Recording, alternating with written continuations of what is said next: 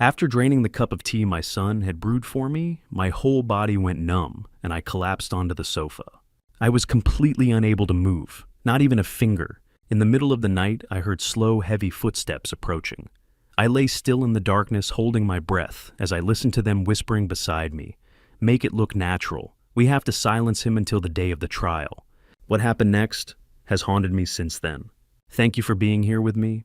Before we dive in, leave a quick comment. Have you ever had to rebuild trust after a family betrayal? Just yes or no is fine. Your answer might be exactly what someone else reading needs today. Quick note, some details have been adjusted for storytelling, but the core message is what matters most. 20 minutes after drinking the tea my son made me, I felt the tingling in my legs. At 67, I thought I knew my body. 20 years fixing ship engines in the Navy taught you to read systems, hydraulic pressure, electrical current, the difference between normal wear and catastrophic failure. So another 20 years running my mechanical workshop in Waco only sharpened that instinct. But sitting in Clayton's Houston living room that Monday night in October, exhausted from 3 weeks of unpacking boxes and settling into his house, I didn't recognize the warning signs in my own body. Clayton had appeared in the doorway at 9 o'clock, carrying a steaming mug, still wearing his business suit despite the late hour. At 42, my son had become the image of success. I'd raised him to be sharp polished, always in control. "Dad, you look exhausted," he said, setting the mug on the coffee table in front of me. "I made you chamomile tea. It'll help you sleep." I looked up surprised.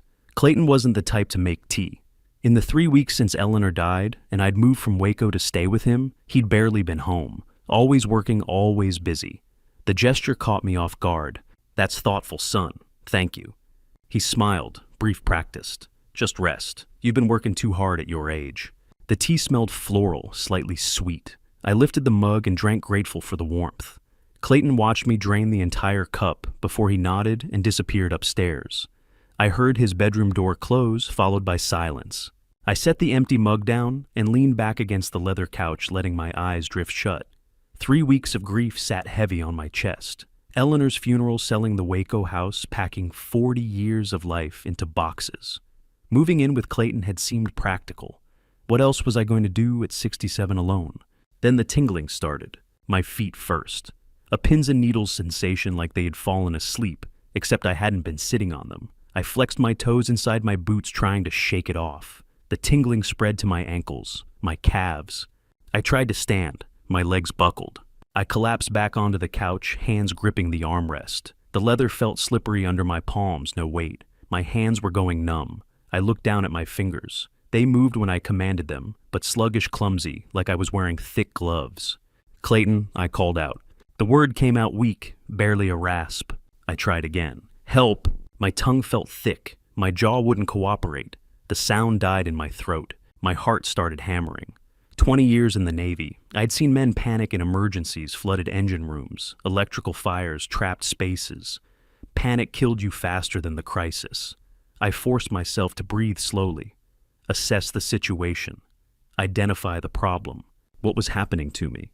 The numbness climbed my thighs, my chest. My arms hung useless at my sides, now fingers twitching, but unable to grip anything. I tried to push myself upright, but my body wouldn't respond.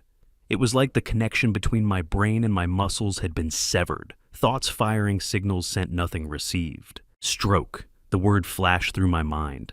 But I'd always been healthy. Never smoked, barely drank, worked with my hands my whole life. No family history. And strokes didn't feel like this, did they? This was too symmetrical, too complete. I managed to turn my head slightly, just enough to see the clock on the wall. 9:45, 15 minutes since I'd finished the tea. My breathing came shallow, now labored. Each breath took effort, like learning the mechanics all over again. In, out, in, out. I focused on that rhythm, the only thing I could still control. By 10 o'clock, I couldn't move my head anymore. By 10:30, I couldn't blink properly. By 11, I couldn't move at all. My body had become a cage. My mind screamed commands: move, your hand, turn your head, call for help, and nothing happened. Nothing. I lay there on Clayton's couch, staring at the ceiling, completely paralyzed, while my brain stayed terrifyingly alert. The house was silent except for the refrigerator's hum from the kitchen, my own shallow breathing, my heart hammering against my ribs like it was trying to escape the prison my body had become. I drew on everything the Navy taught me: engine room, flooded watertight door, jammed you don't panic, you observe, you listen, you wait for the opening. So, I observed. The ceiling had a small water stain in the corner. The couch smelled like leather conditioner. My left boot had come untied. At some point I could see the lace dangling in my peripheral vision, but I couldn't look down to confirm it. I listened. No footsteps upstairs. Clayton's bedroom door hadn't opened. The house settled around me, creaking slightly as the October night cooled. A car drove past outside. Then silence again. A mechanic's instinct doesn't leave you even when your body does. When something stops working, there's always a cause. Systems don't fail randomly. There's always a reason: a blown seal, a severed wire, a contaminated fuel line. I thought about the tea, the uncharacteristic kindness, the way Clayton had watched me drink the entire cup. This isn't natural. The thought crystallized slowly, each word forming with terrible clarity in my paralyzed mind. This wasn't a stroke. This wasn't a medical emergency. Something had been done to me. Someone had done this to me. I lay there in complete darkness. Now the lights had been off when I collapsed, and I couldn't reach the switch. Staring at a ceiling I could no longer see clearly. My body was a prison, and I was the only inmate. I couldn't move, couldn't speak, couldn't even close my eyes properly to escape into sleep. All I could do was breathe shallow, labored breaths that took every ounce of concentration and listen to my heart hammering in my chest like it was counting down the seconds until morning. I had no idea what was coming next, but I would hear every word of it. The front door opened at 2 a.m. I heard it before I saw anything. The click of the lock, the whisper of hinges, footsteps on hardwood. My eyes were still open, staring at the ceiling in darkness. 5 hours paralyzed, and now someone was entering the house. The living room lamp switched on. Light flooded my vision. I couldn't turn my head, but I heard Clayton's voice, low and urgent. "He's on the couch. Just check him quickly." A man appeared above me, 50s gray hair, dark coat over business casual. Dr. Ian Blackwell, a private physician with a detached professional manner, didn't introduce himself, didn't speak to me at all. He pressed 2 cold fingers against my throat, checking my pulse. I tried to speak. My tongue wouldn't move. He pulled a penlight from his pocket and shone it in my eyes. Right. Left. The light burned, but I couldn't flinch. He placed his palm over my chest, counted my breaths. Vitals stable. He said to Clayton, not me. Paralysis is complete, but temporary. Should wear off gradually over 12 to 18 hours. Clayton stepped closer. Just make it look natural. He can't move before Friday. The doctor packed his penlight. I didn't come here. We never had this conversation. Understood. I need him silent at the guardianship hearing, Clayton said. Guardianship hearing. Friday. The words hit like a blow.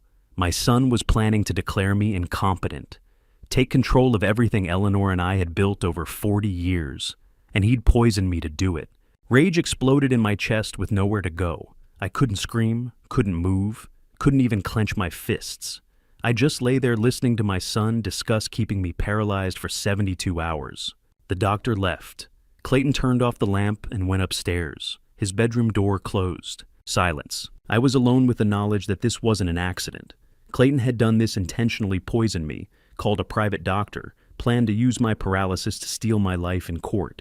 How long had my son been planning this? I thought about Eleanor. She'd died 3 weeks ago, cancer consuming her in 6 months. But 2 years before she got sick, sitting on our Waco porch, she'd said something I'd brushed off. That Vernon, someone sees you as an obstacle. I'd laughed, asked who could possibly see a 65-year-old mechanic as an obstacle. She hadn't laughed, just looked at me with sad, knowing eyes. Promise me you'll be careful. She'd meant Clayton, our own son. She'd known somehow and tried to warn me. The hours crawled past. I lay in darkness, unable to move or sleep.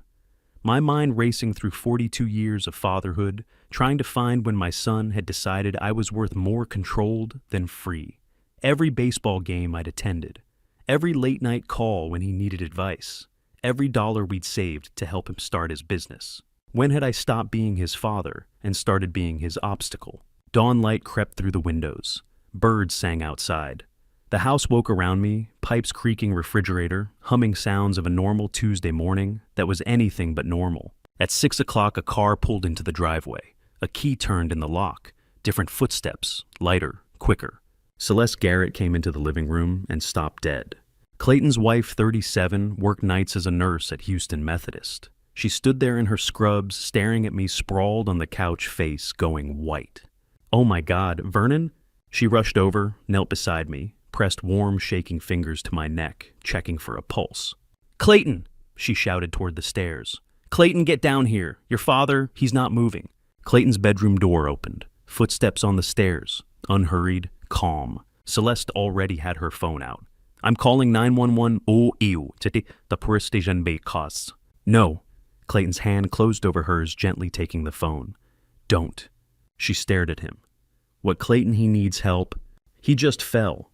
Probably got dizzy blood pressure." His voice was soothing, reasonable. "Calling 911 now will postpone Friday's court hearing. We need that guardianship order to get him into a proper care facility. You know he can't keep living alone at his age." Celeste looked from Clayton to me and back.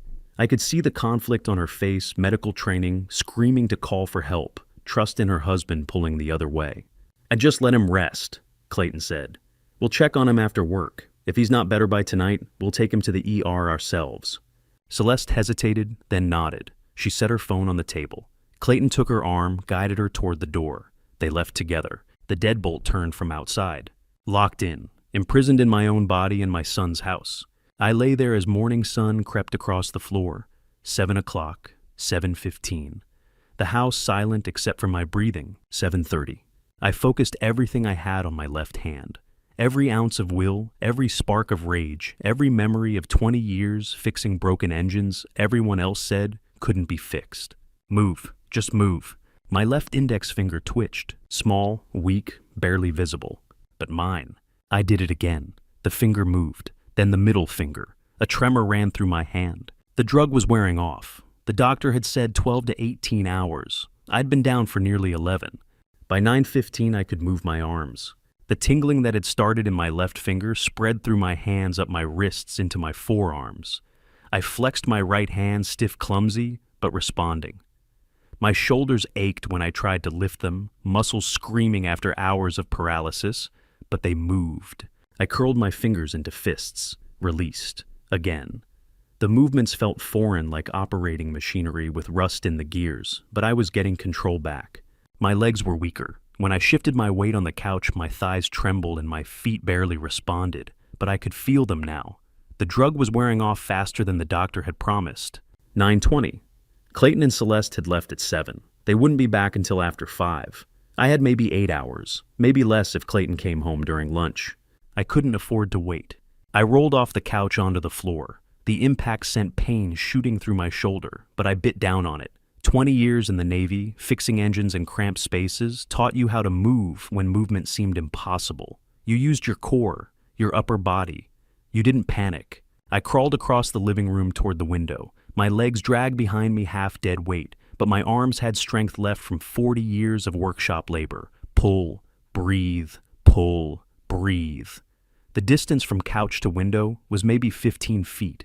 It felt like a mile. When I reached the window, I gripped the sill and pulled myself up. My legs buckled, but held just enough to keep me semi-upright. I pressed my palms against the frame and pushed. It slid up. Unlocked, I stared at the open window, barely comprehending. Clayton had locked the front door from outside, locked me in like a prisoner, but he'd forgotten the window, or assumed I'd be too paralyzed to reach it. Or maybe, and this thought hit me hard, he'd gotten sloppy, overconfident. His mistake. I gripped the frame with both hands and started lowering myself through. The opening was narrow, but I was lean, always had been. My upper body strength held as I let my weight shift outside legs dangling in empty air. For a moment I hung there, arms trembling, looking down at grass 8 feet below. 20 years ago, I could have done this drop easy. At 67, with legs still half numb from poison, it was going to hurt. I let go. The fall felt longer than it was. I hit the grass-hard knees, buckling, and rolled onto my side. Pain shot through both legs, but nothing cracked. Nothing broke. I lay there in damp morning grass, catching my breath, smelling dirt and October air and freedom. I stood. Slowly, my legs shook like a newborn calf's, but they held. I moved along the side of the house toward the garage, one hand on the siding for balance. Each step felt steadier than the last. The drug was still wearing off nerves, reconnecting muscles, remembering how to work. I'd taught my son to be careful to plan ahead, to keep spare keys where you could find them in an emergency, never imagining his emergency would be escaping from me. The side door to the garage was unlocked. I pushed through and saw Clayton's truck parked in the dim space, same Ford F-15. Oh, I'd helped him buy 3 years ago when his credit was maxed. I'd co-signed the loan, trusted him. My eyes went to the wall beside the door. There it was, an old brass hook tarnished green with age, with a single truck key hanging on it, the spare key.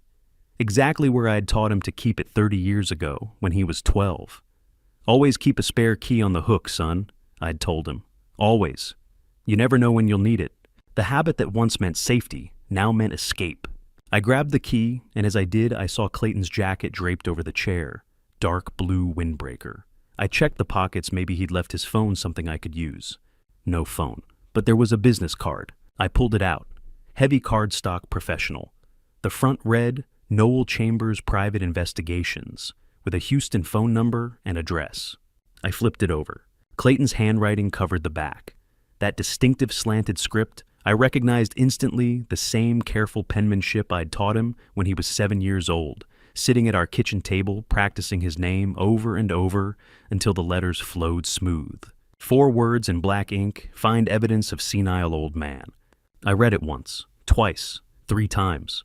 Not help my father, not evaluate my father's health. Find evidence. This wasn't desperation. This wasn't Clayton panicking about an aging father who couldn't care for himself. This was calculated, premeditated. He'd hired a private investigator to manufacture evidence of senility, to build a case for guardianship, to make me look incompetent so he could take control of everything Eleanor and I had built over 40 years. How long had he been planning this? Weeks, months? I slid the card into my pocket and climbed into the truck. The key turned. The engine roared to life loud in the enclosed garage. I hit the garage door opener and backed out into the Houston morning sun. In the rearview mirror, I saw Clayton's house growing smaller. The house where he'd poisoned me, paralyzed me, locked me in. The house where my son had become someone I didn't recognize. I didn't look back again. I had one destination, Waco, and one person who might still help me. 3 hours of highway stretched between Houston and home, and Eleanor wasn't there to fill the silence. She used to sit in the passenger seat on this drive back when we'd visit Clayton in Houston, maybe twice a year. She'd sing along to country radio, point out wildflowers blooming along the roadside, tell me stories about students she'd taught at Waco Elementary before retiring. Her voice filled the truck cab the way sunlight filled the Texas plains. Now just silence, empty seat. October wind whistling through the cracked window because I needed air, needed to feel something besides the numbness still fading from my legs. My hands shook on the wheel. 3 hours since I'd escaped through Clayton's window, and I still couldn't make them steady. The drug was mostly gone. I could feel my feet on the pedals, could grip the steering wheel, could work the turn signals, but the tremor remained. Maybe it wasn't the drug anymore. Maybe it was rage. I kept seeing that business card, Clayton's handwriting. Find evidence of senile old man. How long had he been planning this? While Eleanor was dying in hospice, had he been meeting with private investigators? While I was packing up our Waco house after her funeral, had he been researching guardianship laws? While I was grieving alone in that empty house, had he been plotting how to steal everything we'd built? The highway stretched flat and endless. I-45 South, the same route Eleanor and I had driven 100 times over 40 years. Waco to Houston. Houston to Waco. Taking Clayton to college. Visiting for holidays. Helping him move into new apartments. New houses always moving up. Always ambitious, my son. Eleanor used to say that with pride in her voice. Now I heard the warning underneath. I'd replayed that porch conversation 100 times since escaping through Clayton's window. Each time it landed differently. The first time I'd heard her words as worry. Now I heard them as a diagnosis. Eleanor had named the threat 2 years before it struck, and I'd smiled and patted her hand and told her she was overthinking. She hadn't answered, just looked at me with those sad knowing eyes and made me promise to be careful. I'd assumed she meant Celeste, Clayton's wife. Maybe Eleanor had picked up on tension. I'd missed some rivalry between daughter-in-law and father-in-law over Clayton's attention. It made sense at the time. Eleanor had always seen people more clearly than I did. 20 years of marriage taught me that much. But she hadn't meant Celeste. She'd meant Clayton, our own son. The realization hit me somewhere around Huntsville, passing the prison towers, rising from the flatlands. Eleanor had known. Somehow she'd known that Clayton saw me as something to be removed, controlled, managed. She'd tried to warn me, and I'd been too blind to understand. What else had she known? What else had she seen that I'd missed? I remembered something else, a tin box Eleanor kept under our bed in the Waco house. Old metal painted blue, rusted at the corners. She'd kept letters in it, important documents, things she wanted to preserve. I'd packed it when I moved to Houston, brought it with me. It was probably still in Clayton's guest room, where I'd been staying mixed in with the boxes I'd never finished unpacking. I needed that box. Whatever Eleanor had saved, whatever warnings she'd left, I needed them. But going back to Houston meant walking into Clayton's trap. Friday was 3 days away, the guardianship hearing. If I showed up paralyzed and incoherent, I'd lose everything. If I didn't show up, he'd probably win by default. I had to fight back, but I couldn't do it alone. Waco appeared on the horizon at 12:15, familiar skyline, familiar streets. The town where I'd raised my son and buried my wife and built a life that was supposed to mean something. I drove past our old house, sold now to a young couple with kids. Past the workshop I'd closed after Eleanor died. Past the elementary school where she'd taught second grade for 25 years. I pulled up in front of Lester Whitfield's house. Lester, 65. A retired history teacher who'd lived next door for 20 years, opened his front door before I could knock. He took one look at me, still wearing the clothes I'd slept in, hair uncombed, face probably pale from hours of poison working through my system, and his eyes widened. He didn't ask questions, just stepped aside. "Let's come in," he said. "Coffee's hot." I walked into the familiar living room. Same brown couch Eleanor and I had helped him move in 15 years ago. Same bookshelf overflowing with history texts and Civil War biographies. Same smell of coffee and old books. "You look like hell, Vernon. Sit down." I sat at his kitchen table. Lester poured 2 mugs of coffee black and sat across from me. He waited. Trust when you've been betrayed by your own blood feels like walking on a frozen lake, testing each step before putting weight down. But Lester had been our neighbor for 20 years, had helped us move furniture, had brought casseroles after Eleanor's funeral, had never asked for anything, never wanted anything except friendship. I told him everything. The tea, the paralysis, the doctor checking my vitals at 2 a.m, Clayton's whispered conspiracy about the guardianship hearing, Celeste finding me and being stopped from calling for help, my escape through the window, the business card with Clayton's handwriting, find evidence of senile old man, 45 minutes of talking. Lester listened without interrupting, without doubt. Without that look people give you when they think you're losing your mind. When I finished, he looked at his coffee cup for a long moment. Then he looked me straight in the eye. "I believe you," he said, simple, certain, every word. The relief nearly broke me. Lester set down his coffee cup and leaned forward. "Eleanor once asked me to keep a secret," he said quietly. "I think it's time to tell you." The kitchen clock ticked. I waited. Eleanor had seen it coming 3 months before she died. She called me 3 days before the final hospitalization. Lester said both hands wrapped around his coffee mug like he needed the warmth. Said she saw a man watching your house, taking photographs. I stared at him. What? Her body was failing, but her mind was sharp as ever. She told me, "Someone's watching Vernon, taking pictures. I need you to remember this, Lester. If anything happens to me, you tell him." The kitchen felt too small suddenly, too quiet. "Why didn't you tell me then?" "Because 3 days later, she was in the hospital. 2 weeks later, she was gone." Lester looked down at his coffee. "And you were drowning in grief. I thought hell, Vernon.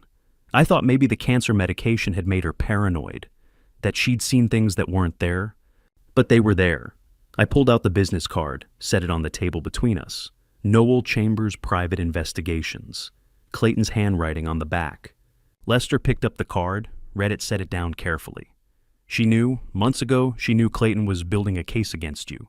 My wife had been fighting a war I didn't even know existed, and she'd been fighting it alone. I need to talk to this detective," I said. Lester pushed the kitchen phone across the table. I dialed the number on the card. 2 rings. 3. Chambers. The voice was measured professional, a private investigator who'd clearly learned not to give anything away in the first 30 seconds of a call. "My name is Vernon Garrett," I said. "We need to talk now." Silence on the other end, long enough that I thought he might hang up. "How did you—" He stopped, started again. "Your son said you were incapacitated." "My son lied. I found your business card with his handwriting on the back. Find evidence of senile old man. Ring any bells? Another pause. I could hear him breathing, thinking, calculating. "Where did you get that card?" he asked finally. "From his jacket, after he poisoned me and left me paralyzed on his couch." The silence stretched longer this time. When Noel spoke again, his voice had changed, less professional, more wary. "Poisoned. Arsenic or something close to it. Temporary paralysis. Long enough to keep me quiet for a guardianship hearing set for Friday. You were hired to manufacture evidence that I'm senile. I want to know what you found, what you told him, and what you're planning to testify." "I don't—" He stopped. I heard papers rustling. "Mr. Garrett, I think we should talk in person." "That's what I just said." "I'll be in Waco in 1 hour." He hung up. I set the phone down. My hands were shaking again, but this time not from the drug, from rage. From knowing that while Eleanor was dying, while I was holding her hand in hospice, Clayton had been hiring investigators to destroy my reputation. "We need to go to the house," I said. Lester looked at me. "Your old house." Eleanor kept a tin box under our bed, important papers, letters. If she knew about the surveillance, she might have left something, evidence, warnings, anything I can use. We drove to the house I'd sold a month ago. The new buyers hadn't moved in yet. Still empty windows, dark grass, already getting long. I still had a key. The realtor had asked for it back, but I'd kept putting it off. Now I understood why. Part of me had known I wasn't done with this place. We walked through the front door, into 40 years of memories stripped bare. No furniture, no pictures on the walls, just empty rooms and dust motes floating in afternoon light.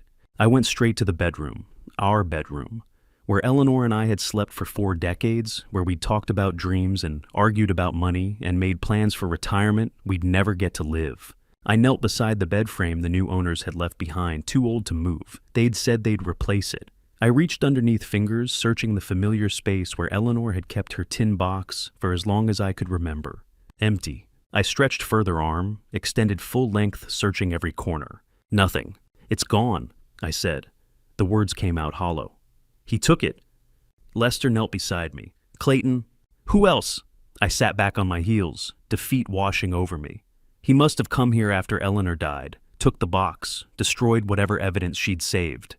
The empty space under the bed felt like losing her all over again.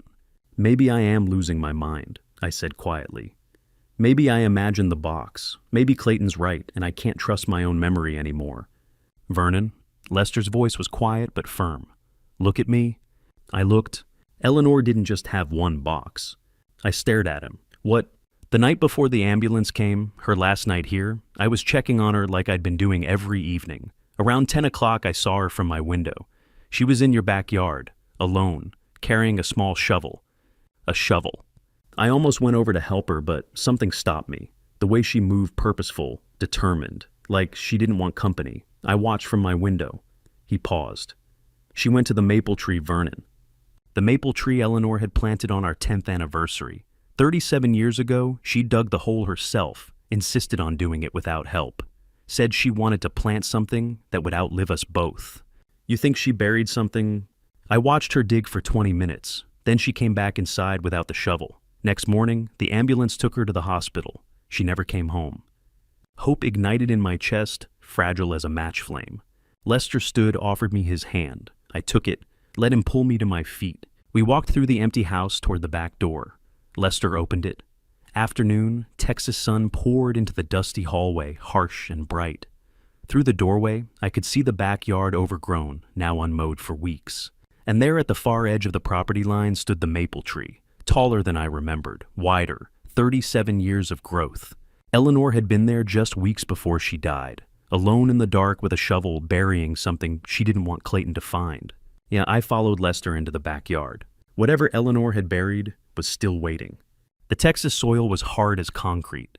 Lester retrieved a shovel from the garage, probably the same one Eleanor had used that last night. He stood beneath the maple tree, eyes scanning the ground, then pointed to a spot about 3 feet from the trunk. "Right here," he said. I watched from my bedroom window. She was kneeling right here. I took the shovel. The maple tree towered above us, 37 years of growth since Eleanor planted it on our 10th anniversary. Back then, it had been just a sapling thin as my wrist. We'd been young, broke, nothing but a mortgage and a dream. Now that sapling was taller than our house had ever been, and Eleanor was gone. I drove the shovel into the ground. The blade barely penetrated October, had baked the soil hard.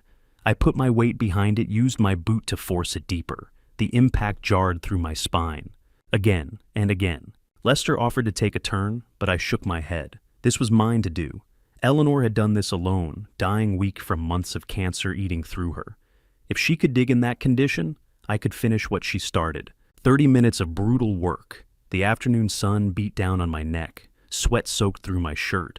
My mechanic's hands calloused from 40 years of workshop labor, started to blister.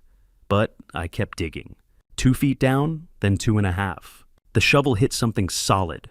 The sound was distinctive metal on metal, a sharp clang that echoed different from the dull thud of blade striking rock. "I hit something," I said, my heart hammered against my ribs.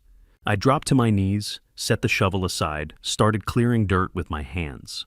My fingers found edges something rectangular, wrapped in plastic. I dug around it carefully, afraid to damage whatever Eleanor had left me. I pulled it free, a sealed plastic bag covered in dirt but intact. Inside, I could see a tin box smaller than the one that used to sit under our bed, but similar, blue paint, rusted corners. And on the lid in Eleanor's careful handwriting, written in permanent marker, "For Vernon, if you need this, I'm sorry I couldn't stop him." "Eleanor," I whispered. "Oh, Eleanor." She knew Vernon. Lester's voice was quiet. She knew what he'd do. Eleanor planted this tree when we had nothing but a mortgage and a dream. Now it held the only thing she had left to give me the truth. I carried the bag to the old stone steps at the edge of the yard, the same steps where Eleanor and I used to sit on summer evenings, watching the sun go down, talking about nothing and everything. I sat there now with Lester beside me. My hands shook as I tore open the plastic seal. Inside the tin box was a letter folded carefully, my name written on the outside in Eleanor's handwriting. Beneath it, a small sealed envelope. I opened the letter first. "My dear Vernon." It began. "If you're reading this, it means Clayton has taken the first box from under our bed. I'm sorry I had to hide this from you, but I knew you wouldn't believe me if I told you while I was alive. You always saw the best in our son. It's one of the things I love most about you. My vision blurred. I blinked hard, kept reading. Clayton is in debt, serious debt. He's asked me to borrow from your pension many times over the past 2 years. I've refused every time. When I'm gone, he'll find another way to get that money. Be careful. Watch the bank accounts. Watch the mail. And remember the steel bracelet you forged for his college graduation. I've left you something that might help." The letter was dated 2 weeks before she'd gone into the hospital for the last time. 2 weeks before, I'd held her hand and watched her slip away. He asked to borrow money. I looked at Lester. She never told me. "She was protecting you," Lester said quietly. "Even dying, she was protecting you. A mother's love for her son, even a son who'd grown into a stranger, dies hard. Eleanor had known what Clayton was becoming, had seen it long before I did, and still she'd tried to shield both of us. Shield me from the truth. Shield Clayton from my anger. But in the end, she'd chosen me. I set the letter down carefully and picked up the small envelope. It was sealed with tape protected against moisture. I tore it open. Inside was a photograph. I pulled it out, held it up to the fading afternoon light. A steel bracelet, close-up shot, every detail sharp and clear. The distinctive hand-welded seams I'd spent hours perfecting in my workshop 20 years ago. The slight imperfection on the left side, where I'd had to redo a weld. The custom clasp I'd designed myself.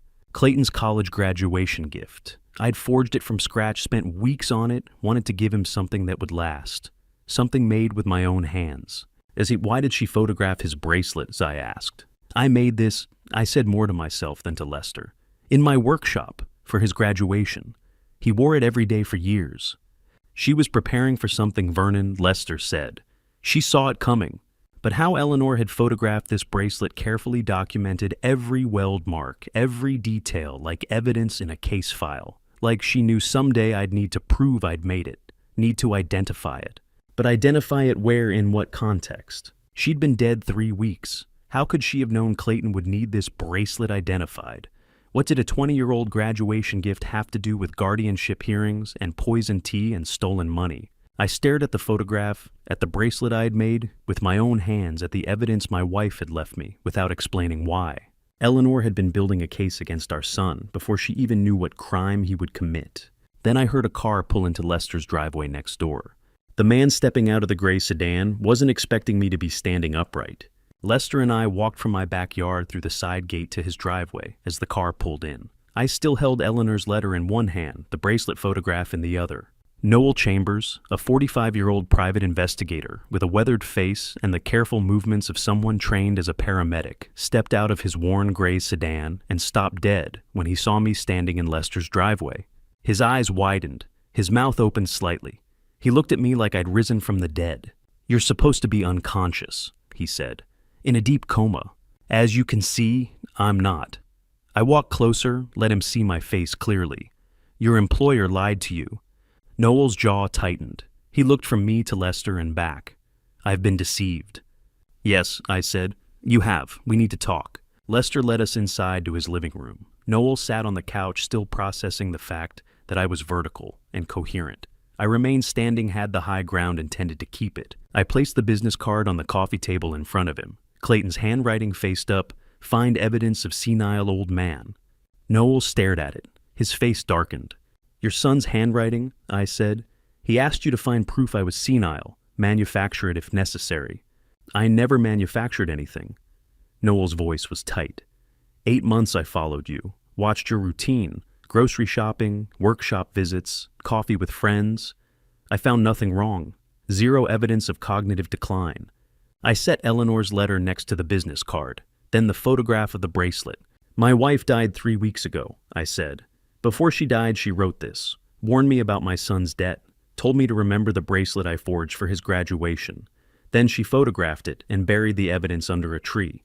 Noel picked up the photograph, examined it closely. His expression shifted something between respect and sorrow. "She was preparing for a war she knew was coming," he said quietly. "And you were part of it." I kept my voice level. "Whether you meant to be or not." "He told me you were declining."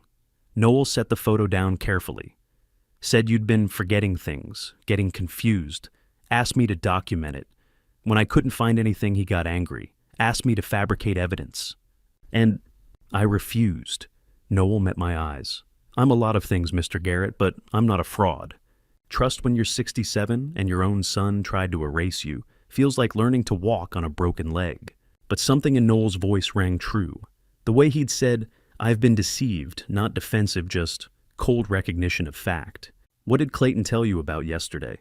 I asked. "He called Monday night, said you'd had a stroke, were in a deep coma at his house, asked if I could come by today and sign documentation that you'd been showing severe cognitive decline before the medical event. Said it would help with guardianship proceedings." I felt the anger rise in my chest, forced it back down. "What did you say?" "I said I'd think about it. That's why I'm here to tell him I won't lie under oath, NDA or not." Noel paused.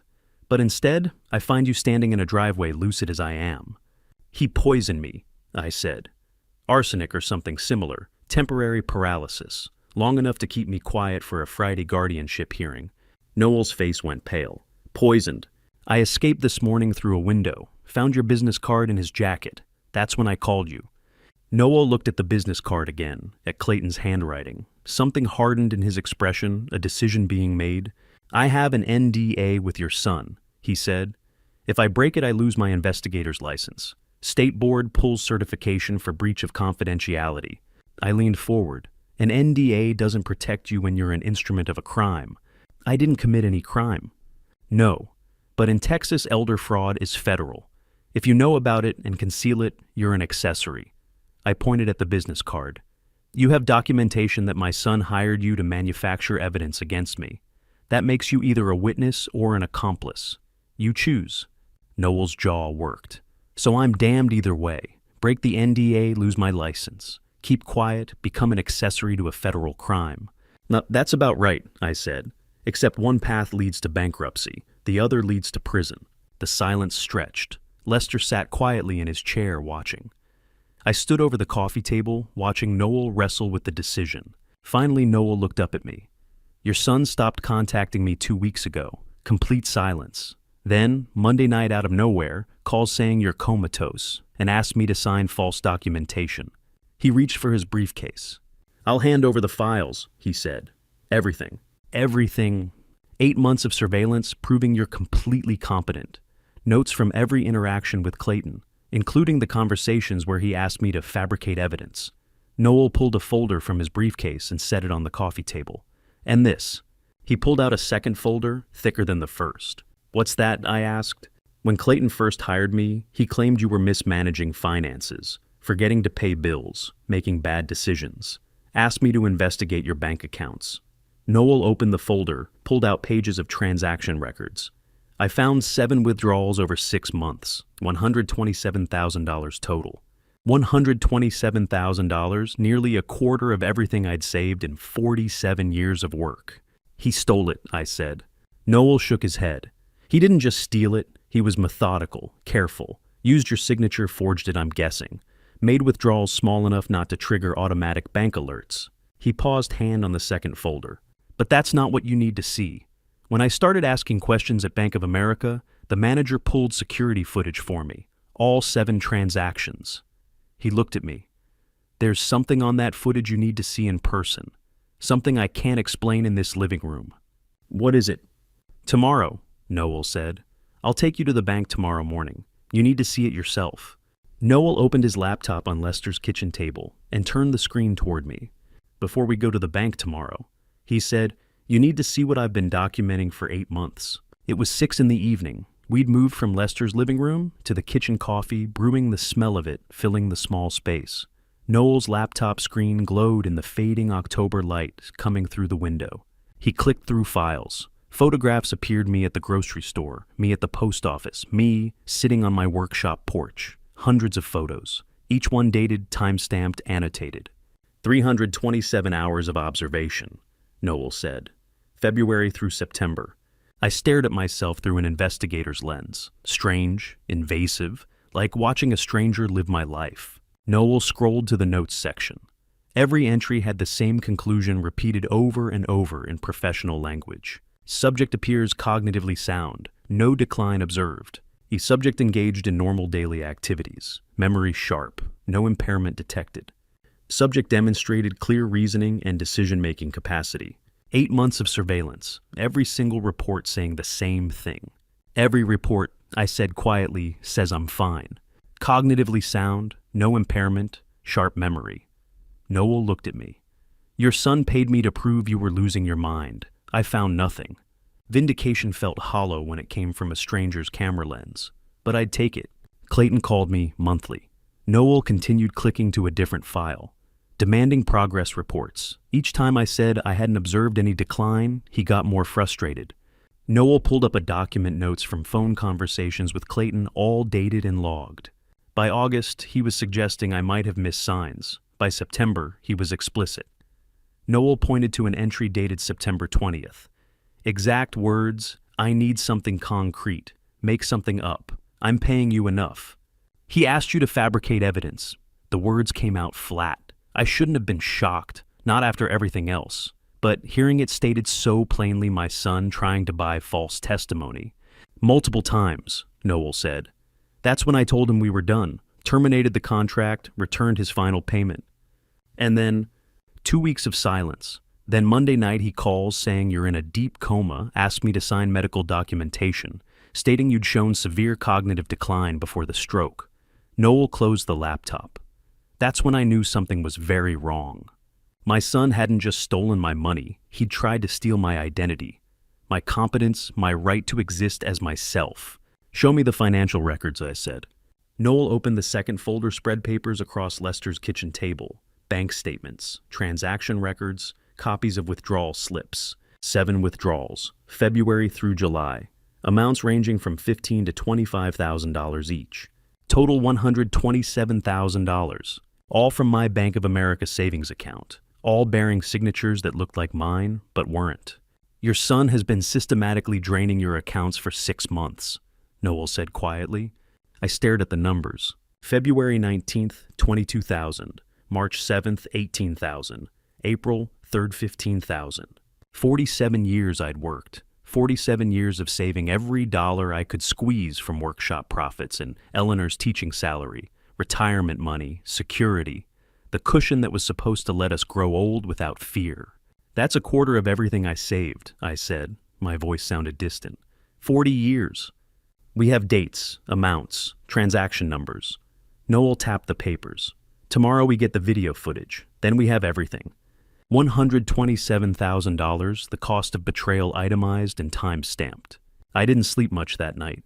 Lester offered me his guest room. I lay there in the dark thinking about Clayton as a boy, teaching him to save money, opening his first bank account when he was 12, explaining compound interest, planning for the future. Now he was stealing mine. Wednesday morning, 9 o'clock. Noel drove us to Bank of America in downtown Waco, the same branch where Eleanor and I had opened our first joint account in 1977, where we deposited my Navy discharge pay, where we'd saved for Clayton's college. Margaret Hayes, the branch manager in her mid-40s with professional efficiency and no-nonsense demeanor, escorted us into her private office and pulled up the security system without hesitation. Once Noel presented his investigator credentials. Texas Elder Fraud Law, she said, typing on her keyboard. Bank is required to cooperate fully with authorized investigations. Mr. Garrett, I'll need you to sign this authorization. I signed. Margaret turned her monitor so we could see. 7 transactions, February through July, all flagged retroactively once Mr. Chambers brought them to our attention. The screen showed security camera footage, black and white, grainy, timestamp in the corner. February 19th, 2024, 10:47 a.m. A person approached the teller window, face completely obscured, surgical mask, sunglasses, baseball cap, pulled low. Impossible to identify. The same pattern all 7 times, Margaret said, clicking through the footage. Full disguise, forged signature on withdrawal slip, requests cashier's check made out to cash. February, March, April. Each video showed the same thing, masked figure, forged paperwork, money disappearing. May 15th, transaction 4. The figure approached the counter, slid the withdrawal slip across to the teller, reached for a pen. Wait, I said. Go back, May 15th. Margaret backed up the footage, played it again. The masked figure signed the paperwork. As the pen moved across the paper, the person's jacket sleeve rode up slightly. Just for a moment, maybe 2 seconds. Can you zoom in?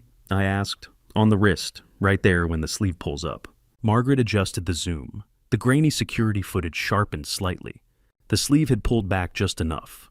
On the wrist, something metallic caught the overhead bank lighting.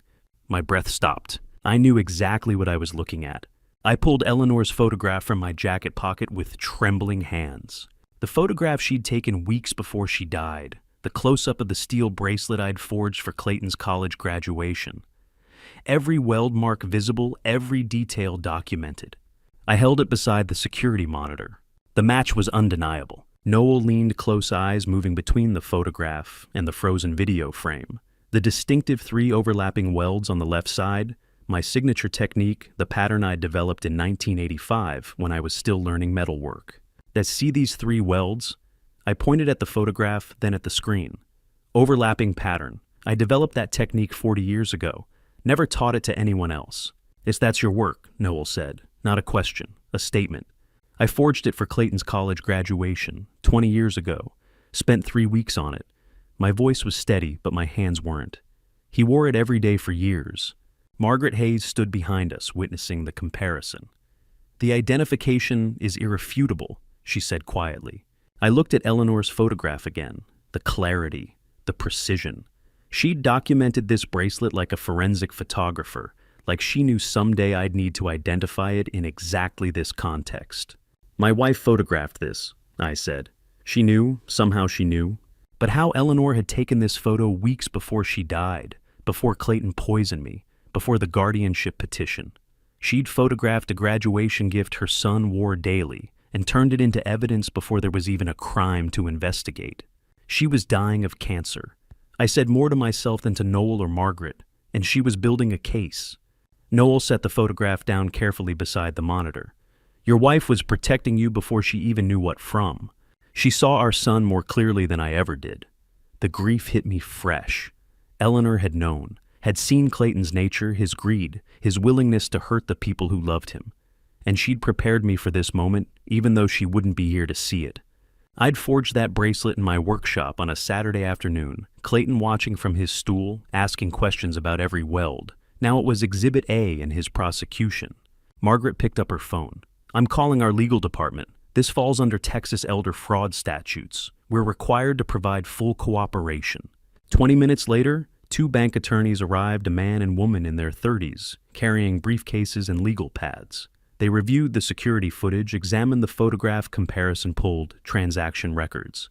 Under Texas Penal Code 32.55, the male attorney said, "We're required to cooperate fully with elder financial abuse investigations.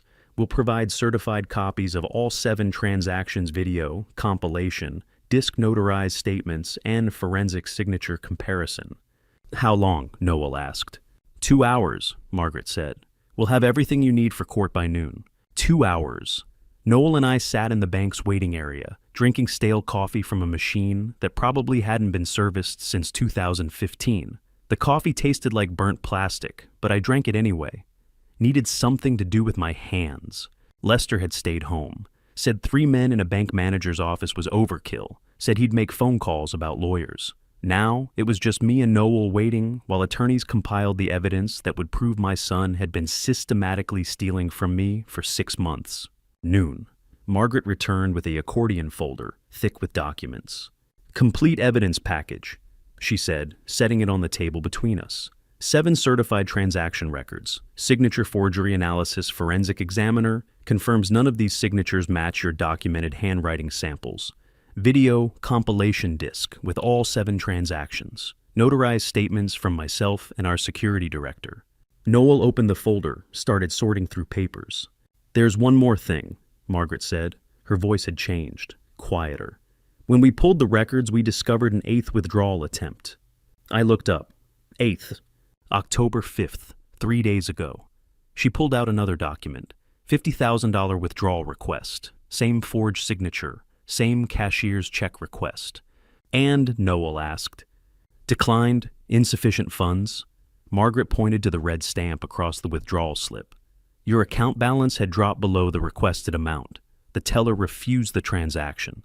October 5th. 3 days before, Clayton made me tea. 3 days before he poisoned me. October 5th. The day my son's money ran out was the day my death sentence began. When stealing stopped working, Noel said, his voice cold and clinical, "He tried to take everything." The timeline crystallized in front of me. 6 months of withdrawals, 15 to 25,000 at a time, bleeding my accounts dry. Then, October 5th, one last attempt for 50,000. Denied. Account empty. 2 days of silence. Then Monday night, October 7th. Clayton hands me chamomile tea with a smile. The tea wasn't his first choice. It was desperation. When he couldn't steal any more money, he escalated to poisoning and guardianship. Complete control. Total access to what was left. Noel spread the documents across Margaret's desk. 7 successful thefts, 1 failed attempt, $127,000 stolen, and the timeline that proved everything. October 5th withdrawal denied. October 7th I drink poison tea. October 11th scheduled guardianship hearing. "He didn't poison you because he hated you," Noel said quietly. "He poisoned you because he ran out of your money to steal." I stared at the documents. The evidence was complete, overwhelming, irrefutable. But we had 48 hours until Friday's hearing. And we needed a lawyer. Valerie Townsend's law office was wedged between a cafe and a real estate agency on a quiet Waco street. Lester had made the call while we were still at the bank. "Elder Wright's attorney," he'd said, "specializes in financial abuse cases. She's your best shot." Wednesday afternoon, 2 o'clock.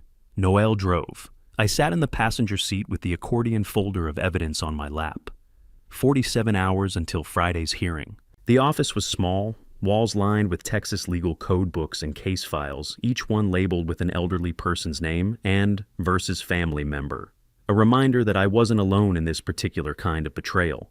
Valerie Townsend, a 52-year-old attorney with sharp eyes and gray hair, pulled back in a neat bun, greeted us at the door. Professional handshake firm, gripped the kind of person who'd seen enough to surprise hard. Mr. Garrett, Mr. Chambers. She motioned us to chairs across from her desk. Coffee. We accepted. She poured from a carafe that smelled like it had been sitting since morning, but it was hot and I needed something to do with my hands. Valerie sat, opened a fresh legal pad, clicked her pen. Start from the beginning, she said. Don't leave anything out. I need to hear everything. How long until the hearing? I asked. Friday morning, 9 a.m., Noelle said. 47 hours. Valerie's expression didn't change.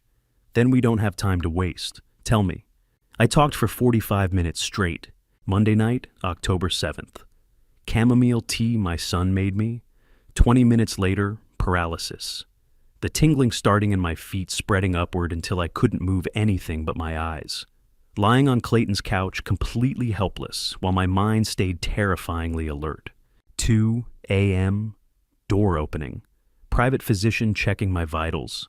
Clayton whispering, just make it look natural. He can't move before Friday.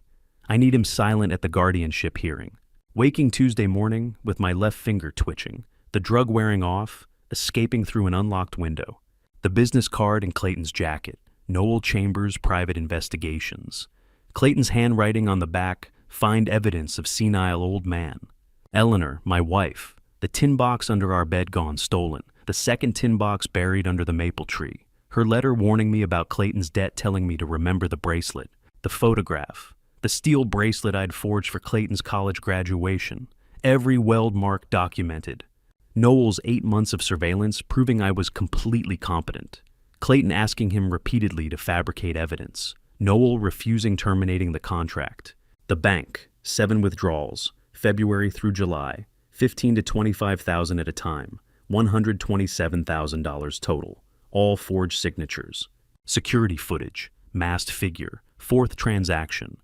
May 15th sleeve writing up, revealing the bracelet on the wrist. The 8th withdrawal, October 5th, $50,000, declined, insufficient funds. 3 days later, Clayton made me tea. 45 minutes of my life condensed into evidence, every piece of it, proof that the person I'd raised had tried to erase me. Valerie took methodical notes, never interrupted, showed zero skepticism, just listened with complete focus, occasionally asking for clarification on dates or amounts. When I finished, she set down her pen and reviewed the physical evidence spread across her desk. Eleanor's letter, the bracelet photograph, the business card with Clayton's handwriting, bank documents, Noel's surveillance files, video compilation disc. She picked up Eleanor's letter, read it carefully, set it down with visible respect. Your wife left evidence before she died, she said quietly. Remarkable woman. She saw what I couldn't, I said. Valerie examined the bracelet photograph. You forged this yourself in your workshop. 20 years ago, college graduation gift, spent 3 weeks on it. She set it beside a still frame printed from the bank's security footage, the masked figure's wrist, the metallic glint catching overhead lights. The welds match, she said, not a question. My signature technique, 3 overlapping welds. I've never taught it to anyone. Valerie leaned back in her chair, fingers steepled, thinking. This is elder financial abuse, she said. Identity theft, wire fraud, all at the federal level. I looked at her. Federal, the amounts exceed $50,000. The systematic pattern demonstrates deliberate ongoing fraud. Cross-state banking transactions qualify as wire fraud. She pulled a legal codebook from the shelf, open to a marked page. This isn't a civil family dispute, Mr. Garrett. This is federal criminal prosecution territory. Noel leaned forward. Prison time. If we handle this correctly, your son won't just lose the guardianship petition, he'll be facing federal criminal charges. Valerie looked at me. $127,000 stolen. Wire fraud, identity theft, elder abuse. We're talking years, not months. The weight of that settled over the room.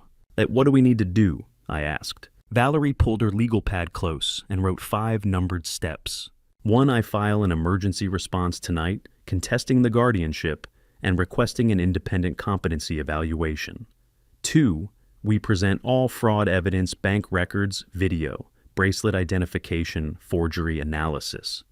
3, we prove Clayton has a massive financial conflict of interest, disqualifying him as a petitioner. 4, we request an immediate protective order barring Clayton from accessing your accounts. 5, we ask the court to refer this case to federal law enforcement. She looked up at me. But there's one critical element. Clayton cannot know you've recovered. What? I said. We were building a trap with my son's own greed as bait, and Friday morning at 9 a.m., it would spring shut.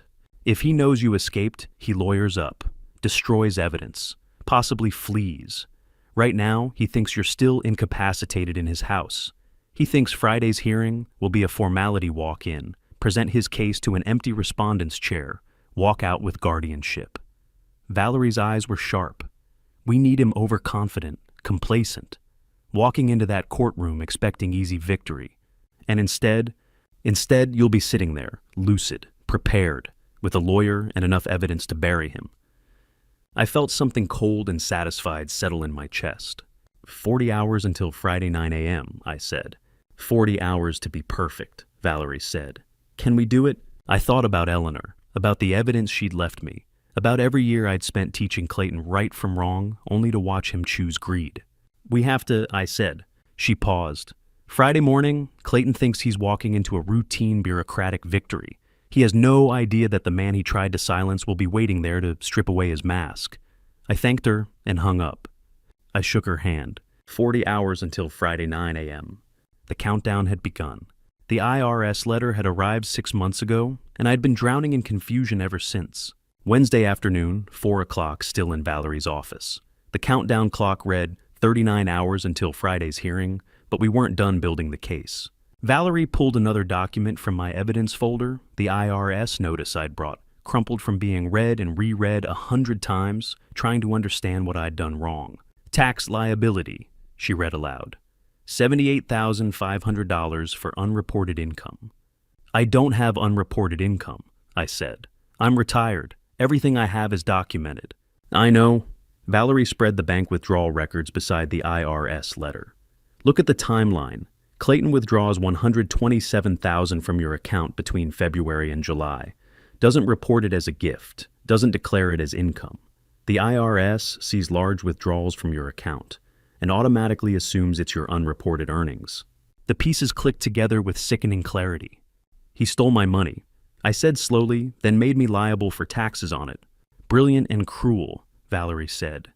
Creates an immediate financial crisis. Makes you look incompetent, can't manage taxes, can't understand basic financial obligations. Builds the narrative that you need a guardian.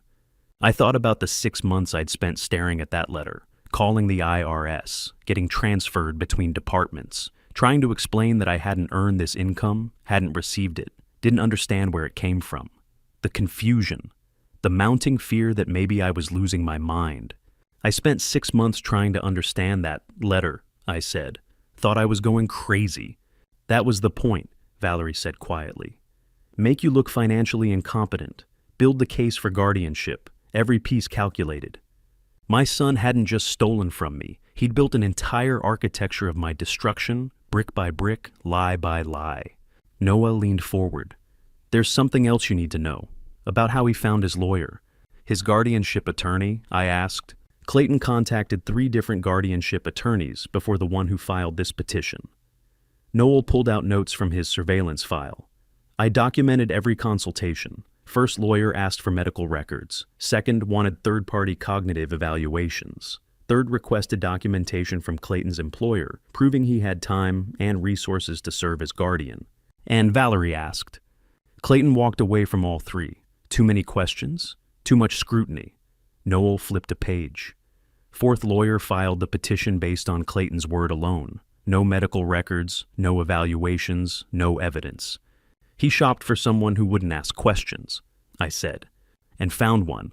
Noel confirmed. I looked at Valerie. How long was he planning this? She glanced at Noel, then back at me. Show him the surveillance timeline. Noel opened his laptop, pulled up his earliest case notes. February 2024, he said. 8 months ago, Clayton contacted me through a referral, said he was worried about his aging father showing signs of cognitive decline, asked me to document it discreetly. February, 8 months before I drank poison tea, before the guardianship petition, before I even knew I was in danger. Eleanor was alive, I said. My voice sounded distant. Barely, Noel said quietly. She'd just been diagnosed, had maybe 6-7 months according to the doctors. He pulled up photographs on his laptop. Me at the grocery store, Me at the post office. Me walking Lester's dog when he was out of town. I thought you were from that Austin contractor I had a dispute with, I said, remembering. Saw you around the neighborhood in February, March. Thought you were surveilling me for a lawsuit.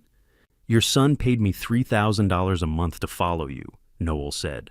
$3,000 a month for 8 months. $24,000 spent on surveillance alone before he even started stealing. Noel scrolled through his notes. First 2 months I recorded 3 incidents he thought were significant. You walked up to the wrong house one afternoon. Neighbor's place identical layout to yours. You searched for your keys for 5 minutes, found them in your jacket pocket.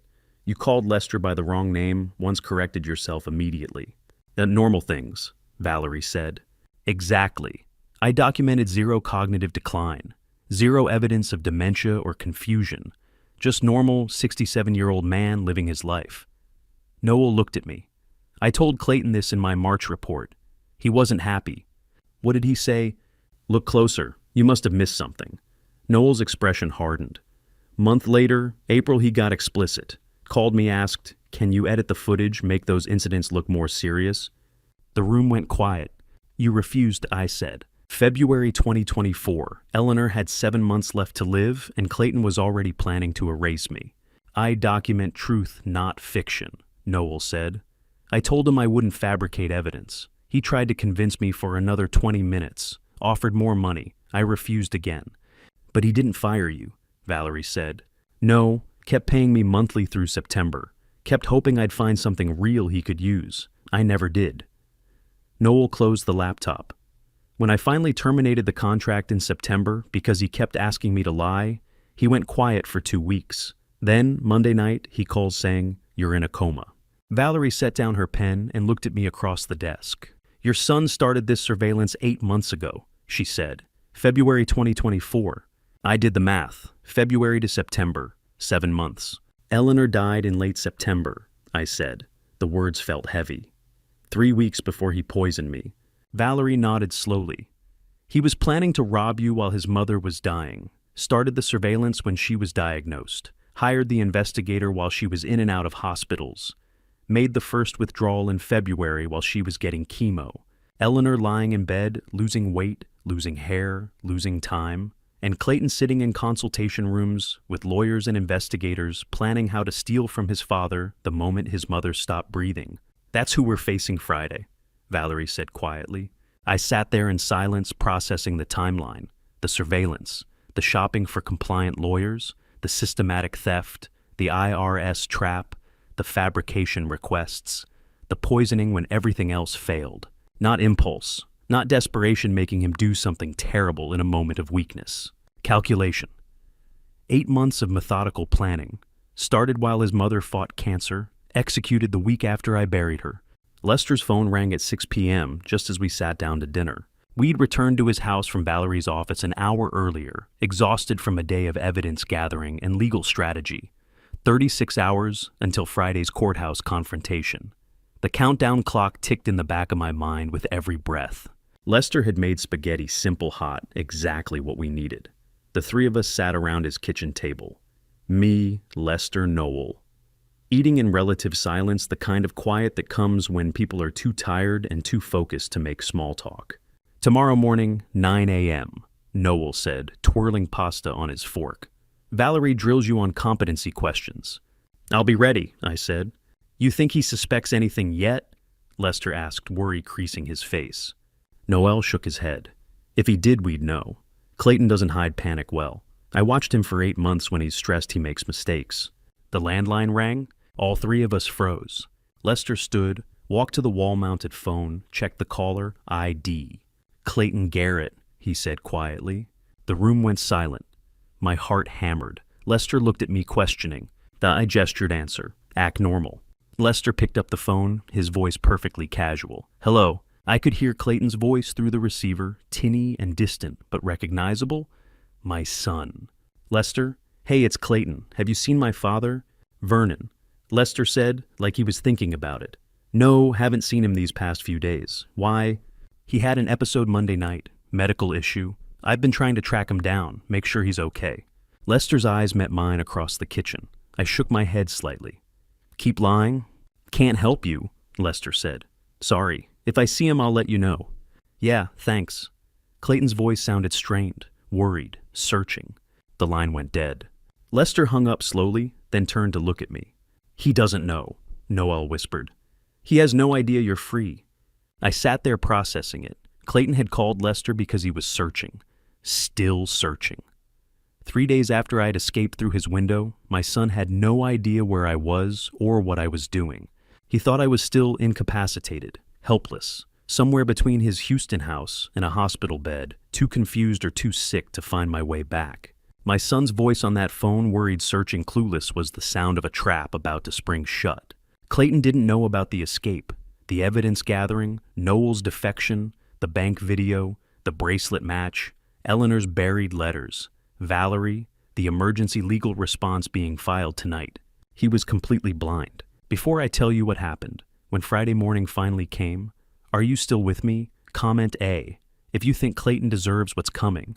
B, if you think a father should show mercy, and tell me why in one sentence. Quick note, some details ahead are adapted for dramatic impact, but the message is what matters. I looked at Noel and Lester across the table. He's searching, I said. Still thinks I'm helpless somewhere. He doesn't know about the evidence, Noel said. The lawyer, any of it. Friday morning, I said slowly, he walks into that courtroom expecting an unopposed guardianship petition, expecting me to not show up or to show up incoherent and confused, expecting easy victory. Instead, Lester asked.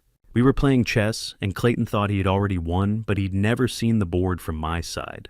Instead, I'll be sitting there, I said, fully competent, with a lawyer, with 8 pieces of evidence, with bank video showing his bracelet on the thief's wrist, with Eleanor's letter, with everything. The power had shifted without Clayton knowing. He thought he controlled the game, thought he'd poison me into submission, filed his petition counted down to Friday's formality. He had no idea that every move he'd made had left evidence, that his own investigator had turned against him, that his dying mother had prepared weapons for me to use. The phone rang again. We all jumped. Lester checked the ID. Different number, area code 512. Austin, Noel said. Answer it. Lester picked up. Hello. A woman's voice, professional, familiar. Lester, it's Valerie Townsend. Is Vernon still there? Lester handed me the phone.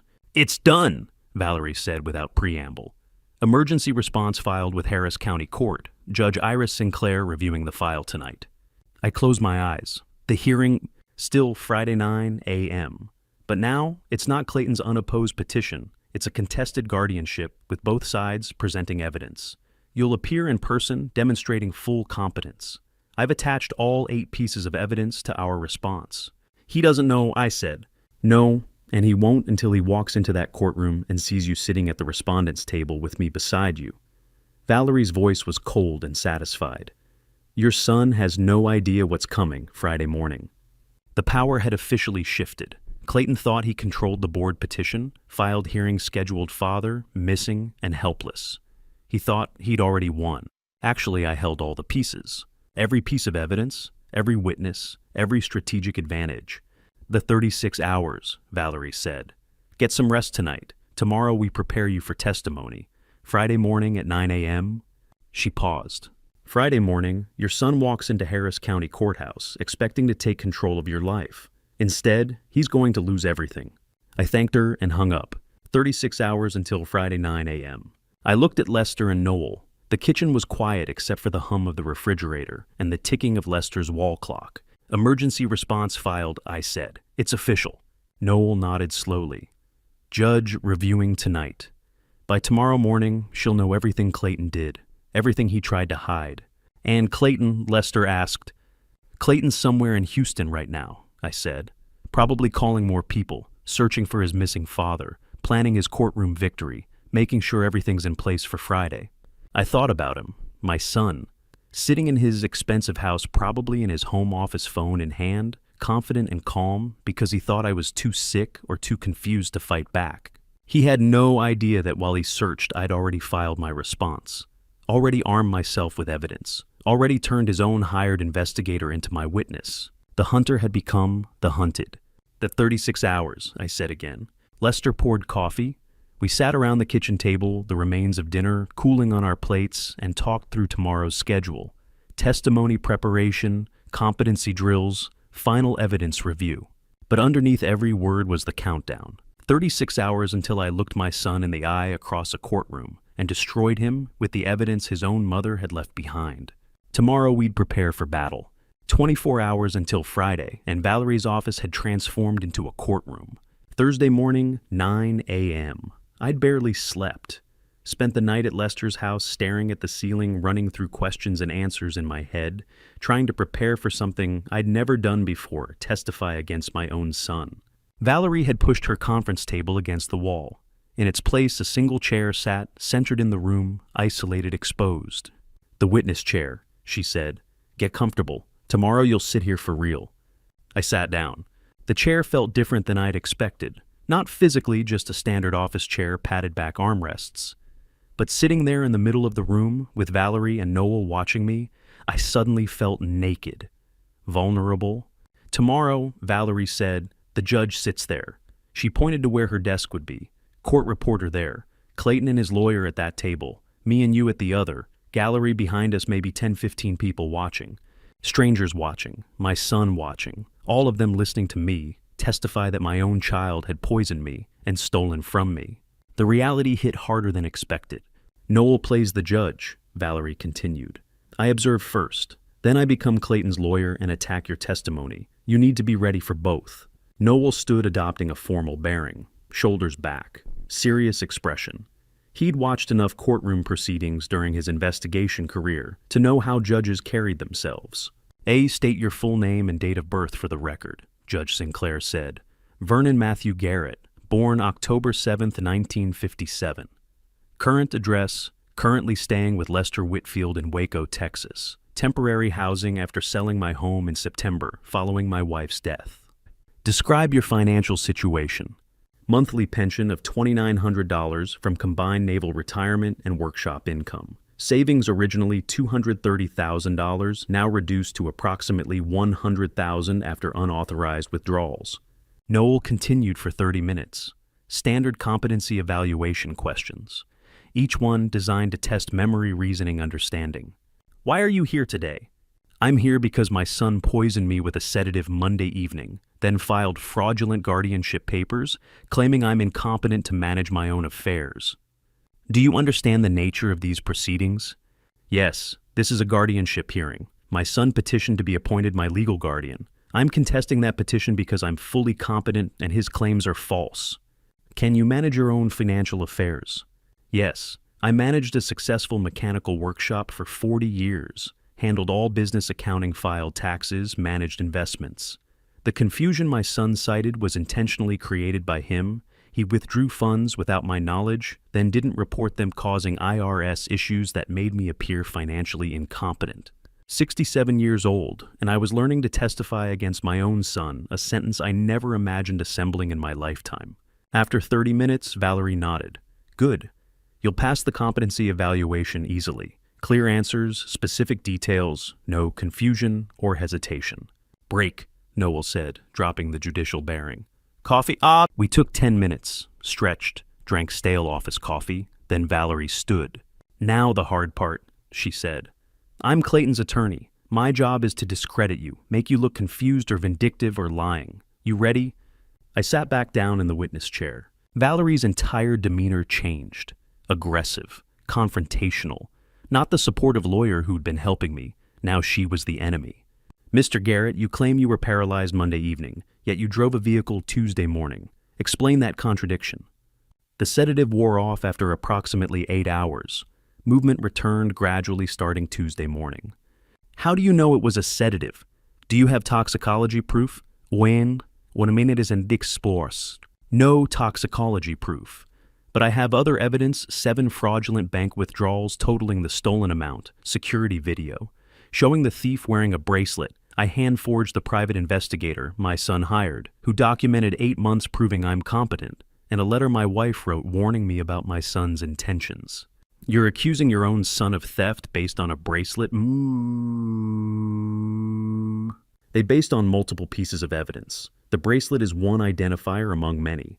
The forged signatures, the NDA with a licensed private investigator, the sedative compound in the tea.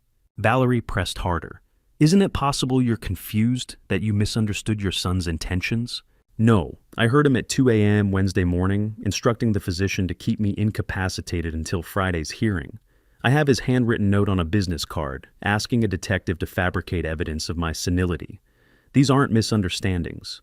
Valerie broke character. Good. Don't get defensive. Don't explain your emotions. Just state facts.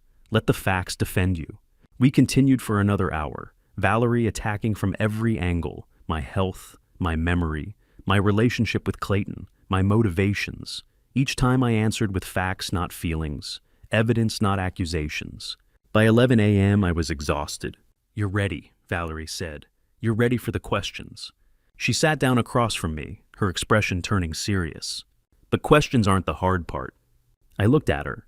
"The hard part," she said quietly, "is sitting 10 feet from your son while a judge decides between you, not showing emotion when he lies, not standing up and confronting him when he claims he was just trying to help his confused father. Remembering this is a legal proceeding, not a family fight." Valerie was teaching me to be a witness, not a father, to separate 42 years of love from 48 hours of evidence. "When he walks into that courtroom tomorrow," she continued, "every cell in your body is going to want confrontation. You can't. You sit quietly at our table, wait to be called, testify when asked. Let me fight the legal battle." "Can I do it?" I asked. "Sit there while he lies to a judge about me?" "I don't know," Valerie said honestly.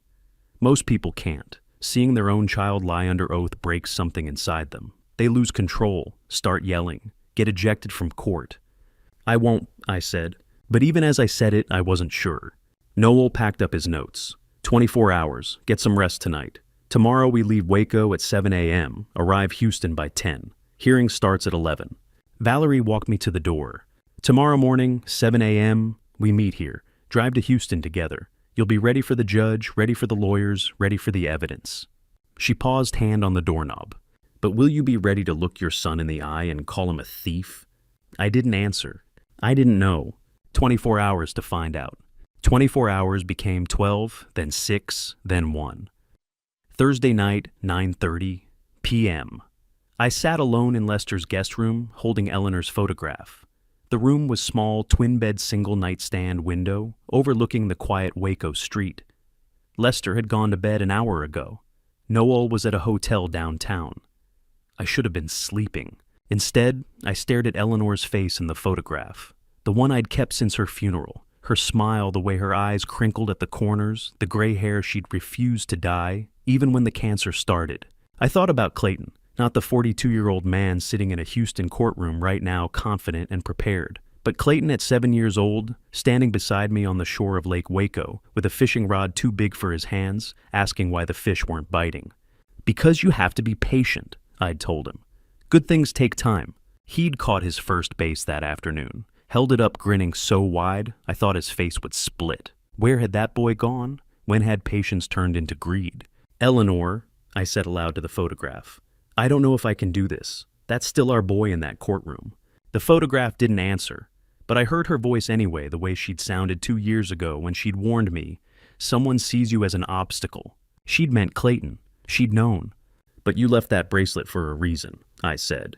"You knew what he'd become." I set the photograph on the nightstand and lay back on the bed, staring at the ceiling. Tomorrow, I would testify against my only child. The Navy had taught me to face enemies, identify threats, neutralize dangers. They never taught me what to do when the enemy was the boy I'd raised. This wasn't about justice anymore. It was about saying goodbye. The Clayton I'd loved, the 7-year-old with the fishing rod, the 12-year-old learning to forge steel in my workshop, the 22-year-old graduating college wearing the bracelet I'd made him, that Clayton was already gone. Had been gone for years, maybe. The man who'd poisoned me was a stranger wearing my son's face. I slept maybe 2 hours. Friday morning, 5:45 a.m., I climbed into Lester's truck and pointed it south toward Houston. 3 hours on I-35. 3 hours alone with my thoughts and the ghosts of every fatherhood failure that had led to this moment. Pre-dawn darkness covered the highway. My hands stayed steady on the wheel, 20 years of Navy discipline, keeping them from shaking. But my mind wouldn't stop. 20 years in the Navy, and I never learned how to be a father, I said to the empty cab. Too many deployments, too much distance. How many of Clayton's baseball games had I missed? How many parent-teacher conferences had Eleanor attended alone? How many times had I chosen workshop orders over family dinners? I'd taught him to forge steel, to fix engines, to save money and plan ahead. But I'd never taught him why those things mattered. Never taught him that family was more valuable than any amount of money. Never taught him that trust once broken couldn't be welded back together. Maybe if I'd been there more, maybe if I'd put down the wrench and picked up the phone, maybe if I'd noticed the warning signs Eleanor saw. Maybe the highway stretched flat and endless, mile markers counting down. Huntsville, Conroe, the northern suburbs of Houston appearing as dawn broke pink and orange over the Texas plains. I passed a highway sign, Houston 47 miles. 47 miles. The number felt biblical. 40 days in the wilderness, 40 years wandering. 47 miles to judgment. 7:45 a.m. I-45. South merged into Houston traffic. Office workers commuting, delivery trucks, normal Friday morning, for everyone except me. For me, this was the day I would look my son in the eye and call him a thief. 7 stories of granite and glass, American flag snapping in the October wind. People streamed through the entrance, lawyers with briefcases, plaintiffs with worried faces, defendants trying to look confident. Ordinary people fighting their own battles, family disputes, contract disagreements, property claims. I wasn't alone in this particular kind of betrayal. Valerie stood at the entrance, briefcase in hand, professional navy suit, gray hair pulled back. She saw me and walked over. "Vernon," she said, "you ready?" "As I'll ever be." She studied my face. "Did you sleep?" "Some." "And coffee." She pulled a granola bar from her briefcase, handed it to me. "Eat this. You need your blood sugar steady for testimony." I took it, didn't argue. We walked through security together. Metal detectors, ID checks, elevator to the 6th floor, marble floors echoing with footsteps and hushed conversations. Court was starting at 9 a.m., 8:40 now, 20 minutes. We walked down the hallway toward courtroom 6. Through the small window in the door, I could see inside. Clayton sat at a table on the left side. His lawyer beside him, middle-aged man in expensive suit reviewing documents. Clayton wore a dark blue suit I didn't recognize. Probably cost more than my monthly pension. He looked older than I remembered, harder. Success had made him confident, and confidence had made him cruel. As I watched his lawyer said something, Clayton laughed, casual, entitled, like this was just another business meeting. No remorse, no worry, no doubt. My last hesitation vanished. Valerie touched my elbow. "It's time." My right hand trembled. I made a fist, the same hand that had taught Clayton to throw a baseball when he was 6. The same hand that had forged his graduation bracelet. The same hand that now carried Eleanor's evidence against him. The tremor stopped. "Once we walk through that door," Valerie said quietly, "there's no turning back. You understand?" I looked at her. "He crossed that line when he poisoned me. I'm just finishing what Eleanor started." Valerie reached for the door handle. The hinges whispered across marble as the door swung open. The sound cut through the courtroom. Clayton's head turned toward the movement. His lawyer looked up. The bailiff shifted attention. For one suspended breath, father and son locked eyes across 20 feet of empty air. I saw the exact moment Clayton recognized me. The exact moment he understood I wasn't incapacitated in his Houston house. The exact moment he realized everything was about to end. His face went from confident to confused to pale in the space of 2 heartbeats. I walked through the door. My boot heels echoed on marble as I walked down the courtroom aisle. Every eye turned, but I watched only Clayton's face drain white. Valerie walked beside me, briefcase in hand, her presence steady and professional. The gallery held maybe 15 people, other cases waiting, curious spectators, a court reporter setting up her machine. But I saw only my son.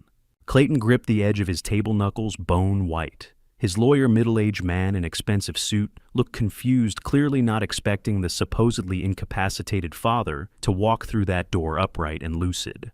I walked to the respondent table on the right side of the courtroom, sat down in the chair Valerie pulled out for me, set my hands flat on the table, fingers steady, met Clayton's eyes without flinching. He looked away first. "Let's get this done," I said quietly to Valerie. She nodded, arranging folders on the table between us. Noel Chambers sat in the gallery behind us, witness not participant, but present to testify when called. I heard him lean forward, whisper something I couldn't quite catch. Clayton's lawyer whispered back, urgent and low, "He looks healthy." "Shut up," Clayton hissed. "Just shut up." Too late. I'd already seen the recognition in Clayton's eyes. The poisoning had failed. The paralysis had worn off. His father wasn't helpless in a hospital bed somewhere. His father was sitting 10 feet away, fully competent, fully armed with evidence. Clayton looked healthier than I'd seen him in months. Expensive suit, professional haircut. But beneath the polish, I saw panic starting to set in. The drug hadn't broken me. It had hardened my resolve. The bailiff stood. "All rise." We stood. The judge entered from her chambers, an African-American woman in her mid-50s with silver-streaked hair, pulled back reading glasses on a chain around her neck, and the sharp judicial presence of someone who'd heard every lie twice. She wore black robes, carried a thick folder, moved with the efficient grace of someone who didn't waste time. She sat. We sat. Judge Sinclair opened the folder, scanned the first page, then looked up at the courtroom. Her gaze moved from Clayton's table to mine, lingering on me for a moment. "Case number 2024-GC-8847, she said. Her voice carried authority without needing volume. "Garrett Emergency Guardianship Petition. Mr. Clayton Garrett petitioning for emergency guardianship of his father, Vernon Garrett, alleging mental incompetence and inability to manage personal affairs." She looked directly at me. "You must be Mr. Vernon Garrett." "Yes, Your Honor." "And you're here to contest this petition." "Yes, ma'am." Judge Sinclair removed her reading glasses, let them hang on the chain. "I've reviewed the emergency response filed by your attorney, Ms. Townsend. Quite comprehensive. But before we get to evidence and arguments, I'd like to assess your competency directly." "I understand, Your Honor." The courtroom air conditioning hummed. Fluorescent lights buzzed overhead. From 12 feet away, I could smell Clayton's cologne, same expensive brand Eleanor had bought him for Christmas 2019. The scent of it made my stomach turn. "State your full name and date of birth for the record," Judge Sinclair said. "Current address. Currently staying with a friend in Waco, Texas. Lester Whitfield, 847 Oak Street. Temporary housing after selling my home in September, following my wife's death. And prior to that, I owned a home in Waco for 37 years. Sold it in September after my wife Eleanor passed away. Moved to Houston to stay with my son." "Your social security number." I recited it, 9 digits, no hesitation. "Do you know what day it is?" "The Friday, October 11th, 2024. "Do you understand why you're in this courtroom today?" I looked at Clayton. He wouldn't meet my eyes. "Yes, ma'am. My son filed an emergency guardianship petition, claiming I'm incompetent to manage my own affairs. I'm here to reject that application." Judge Sinclair made notes.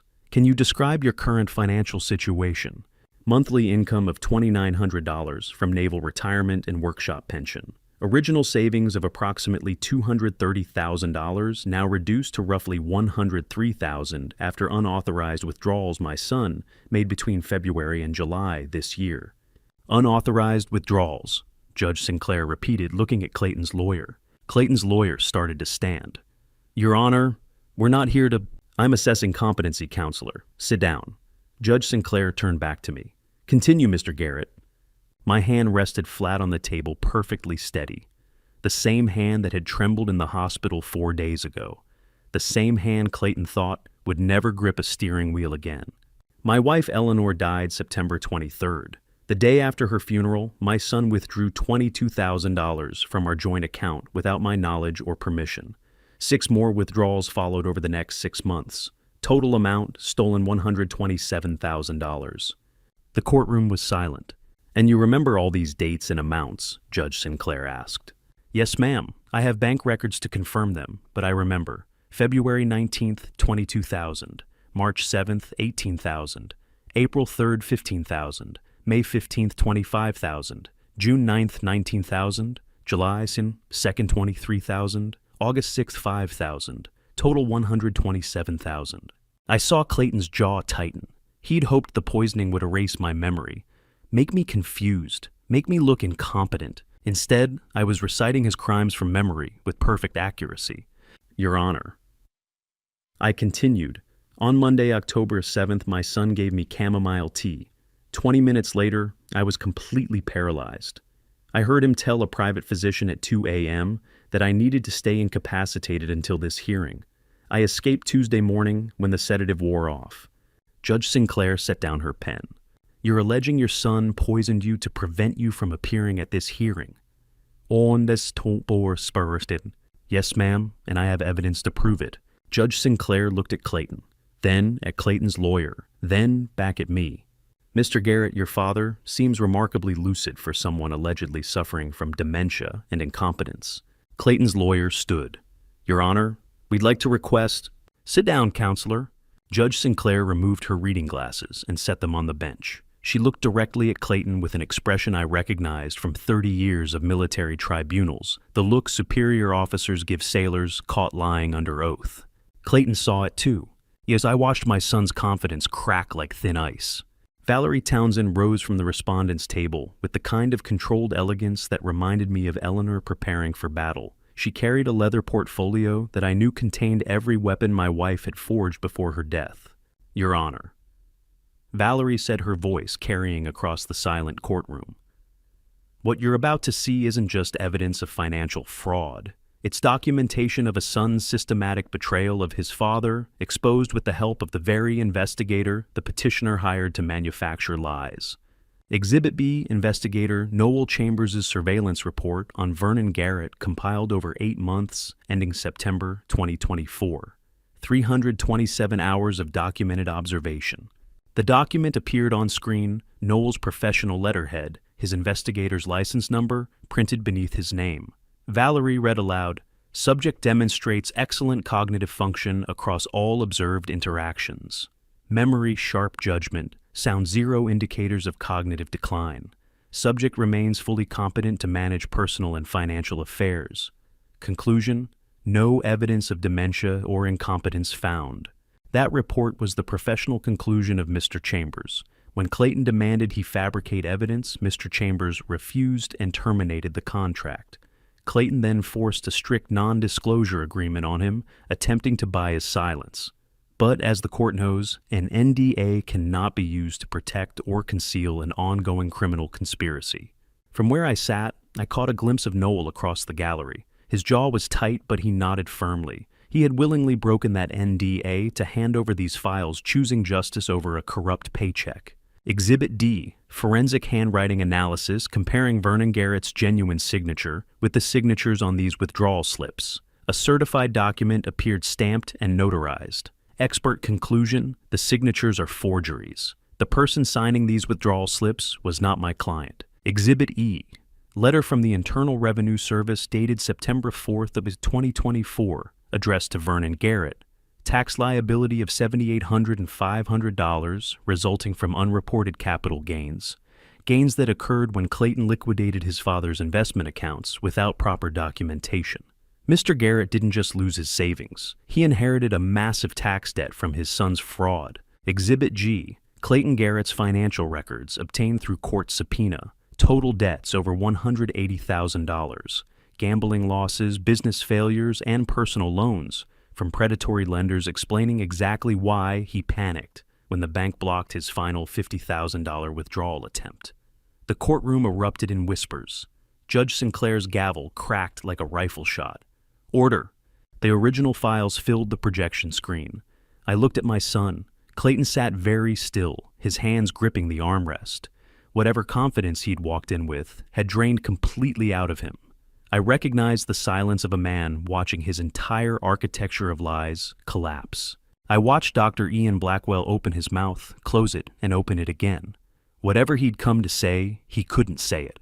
The man who had pressed 2 cold fingers to my throat 4 days ago, while I lay paralyzed on Clayton's couch, now stood 10 feet away from a man who was very much alive and fully functional. His silence answered louder than any words could.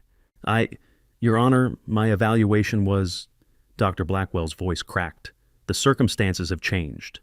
Changed how Dr. Blackwell, Judge Sinclair's tone, could have frozen Houston in August. When you entered that home at 2 a.m, what exactly did you observe, and what did you report to the petitioner? Make scores. Dr. Blackwell's silence answered louder than words. Clayton's attorney shot to his feet, desperation written across his face. Your Honor, this is simply a family misunderstanding blown out of proportion. Adult children frequently disagree with elderly parents about financial management. My client acted in good faith. Counselor, Judge Sinclair didn't raise her voice. She didn't need to. I've seen the evidence, the forged signatures, the complicity of a private physician ignoring medical ethics, the arsenic. Unless you have something substantive to say, sit down. The attorney sat. I felt the weight shift in the courtroom. The case was over. Everyone knew it. Clayton's confident smirk had vanished, completely replaced by the pale, tight-jawed expression of a man watching his world collapse in real time.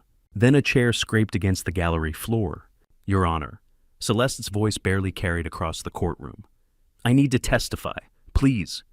The courtroom erupted. Clayton spun in his seat, face draining of what little color remained. Celeste, sit down, now. She didn't look at him, didn't acknowledge he'd spoken. She kept her eyes locked on Judge Sinclair. Mrs. Garrett, the judge said slowly, do you understand you're asking to testify against your husband? Yes, ma'am, Celeste's voice steadied. I understand. Approach the stand. Bailiff, swear her in. I watched my daughter-in-law walk down the center aisle. She passed within 3 feet of Clayton's table. He reached for her arm. She stepped away without breaking stride, without meeting his eyes, and I saw something in Clayton's expression I'd never seen before. Pure animal fear. The bailiff swore Celeste in. A man in his early 40s wearing a gray uniform, calm and professional, despite the chaos crackling through the room. His nameplate read, Marcus Reed. He'd probably seen 1,000 courtroom dramas, but even he looked surprised when Celeste raised her right hand. Valerie approached the witness stand. Mrs. Garrett, what did your husband tell you about Vernon Garrett's condition? Celeste's hands twisted in her lap. Clayton told me his father had maybe 6 months left. Final stage cognitive decline. He said we had to act fast before Vernon hurt himself, or lost everything to scammers. Did you believe him? Yes. Tears tracked down Celeste's face. Vernon would call asking for help, sounding confused, saying strange things. Clayton said it was the dementia talking. He said blocking the calls was protecting him. I remembered those calls, the fog in my brain, my slurred words, the confusion that came from whatever Clayton had been putting in my tea. Celeste had heard me at my worst drugged incoherent and believed she was witnessing disease instead of poisoning. Did your husband tell you what he put in Vernon's tea on the night of October 7th? Steens despesest ons dort. What? No. What do you mean what he put in the tea? Her voice climbed genuine shock written across her features. I thought Vernon was just confused from dementia. Clayton said his mother's death had accelerated the decline. I didn't know. She broke down, shoulders shaking. I watched my daughter-in-law cry on the witness stand and realized the truth. She hadn't known. Clayton had lied to everyone, even the woman who shared his bed. He'd turned his wife into an unwitting accomplice, let her believe she was helping a dying man instead of enabling systematic abuse. How do you measure the depth of a betrayal that encompasses everyone you touch? Valerie waited for Celeste to compose herself. When did you realize something was wrong? Tuesday night. Celeste wiped her eyes. Clayton came home with guardianship papers, and he was celebrating. Said we'd finally secured Vernon's assets before the dementia destroyed everything. But the way he said it, there was no sadness, no grief for his dying father, just excitement about the money. She looked at Clayton for the first time since taking the stand. I started asking questions. He got angry, told me to mind my own business. That's when I knew. Thank you, Mrs. Garrett. Valerie returned to the plaintiff's table. No further questions. Clayton's attorney declined to cross-examine. What could he ask? His client's own wife had just dismantled whatever remained of his defense. Judge Sinclair called a 10-minute recess. I sat in the gallery while the courtroom emptied, watching Clayton whisper furiously with his attorney. Celeste sat alone on the opposite side, staring at her hands. Valerie touched my shoulder, once reassuring, then stepped into the hall. When the judge returned, the courtroom fell silent. I've reviewed all evidence presented today. Judge Sinclair's voice carried the weight of 30 years on the bench. The guardianship petition is denied in its entirety. Furthermore, this matter is being referred to the federal prosecutor's office for criminal investigation. Clayton's face went white. Charges include elder financial abuse, identity theft, wire fraud, and willful harm to an elderly person. The judge's gaze fixed on my son. Mr. Reed, hold the defendant. Clayton's attorney stood. Your Honor, my client should be released on his own recognizance. Bailiff Marcus Reed moved toward the defendant's table, his hand coming to rest on Clayton's shoulder. My son sat frozen for 3 heartbeats. Then he turned, looking across the courtroom one last time. Not at Celeste, who'd just destroyed his defense. Not at his attorney who'd failed to save him. At me. I met Clayton's eyes and saw something I hadn't seen in 20 years. The boy who'd stood at Navy boot camp graduation, 40 pounds lighter, pride and fear mixed in equal measure on his young face. The son I'd raised, the man I'd trusted. Then the handcuffs clicked shut around his wrists, and that boy disappeared forever. The handcuffs caught the courtroom light as bailiff Marcus Reed guided Clayton toward the exit. I remained seated watching my son shuffle across the polished floor in restraints. I waited for rage to surface, for satisfaction, for vindication. Instead, I felt nothing but the hollow weight of a father burying his child while that child still breathed. Clayton reached the courtroom door and stopped. Reed's hand stayed firm on his shoulder, but my son turned anyway, twisting to look back across the empty gallery. Our eyes met. His face had gone red around the eyes. His lips trembled. The cocky confidence he'd worn for 3 weeks, the smirk that said he'd won, that said his father was too drugged to fight back, had shattered completely. What remained was the desperate look of someone just realizing the consequences are real. "Dad," Clayton's voice cracked on the single syllable. "Keep moving, Mr. Garrett." Reed's tone remained professional calm, the voice of a man who'd escorted 1,000 defendants to processing. I said nothing, just watched. Clayton opened his mouth again, closed it then, let Reed guide him into the hallway. The courtroom door swung shut behind them, with a soft click that sounded louder than it should have. I sat in the silence that followed. The controlled anger that had kept me upright through Valerie's examination and her flawless evidence presentation began to settle. The drugs Clayton had secretly given me had completely metabolized away. What remained was a 67-year-old man who just destroyed his only child because that child had tried to destroy him first. "Wait," my voice carried across the courtroom. "Please, 1 minute." Reed appeared in the doorway, one hand still on Clayton's arm. He looked at Judge Sinclair. The judge had been gathering her papers. She paused, reading something in my expression, then nodded once. "1 minute, Mr. Garrett, then he goes to processing." I walked across the courtroom, my boots hitting the polished floor with the steady rhythm Eleanor used to say came from 30 years of Navy discipline. Reed stepped aside as I entered the marble hallway. Clayton stood 3 feet away, handcuffs gleaming under fluorescent lights. Father and son, 3 feet and a lifetime of betrayal between us.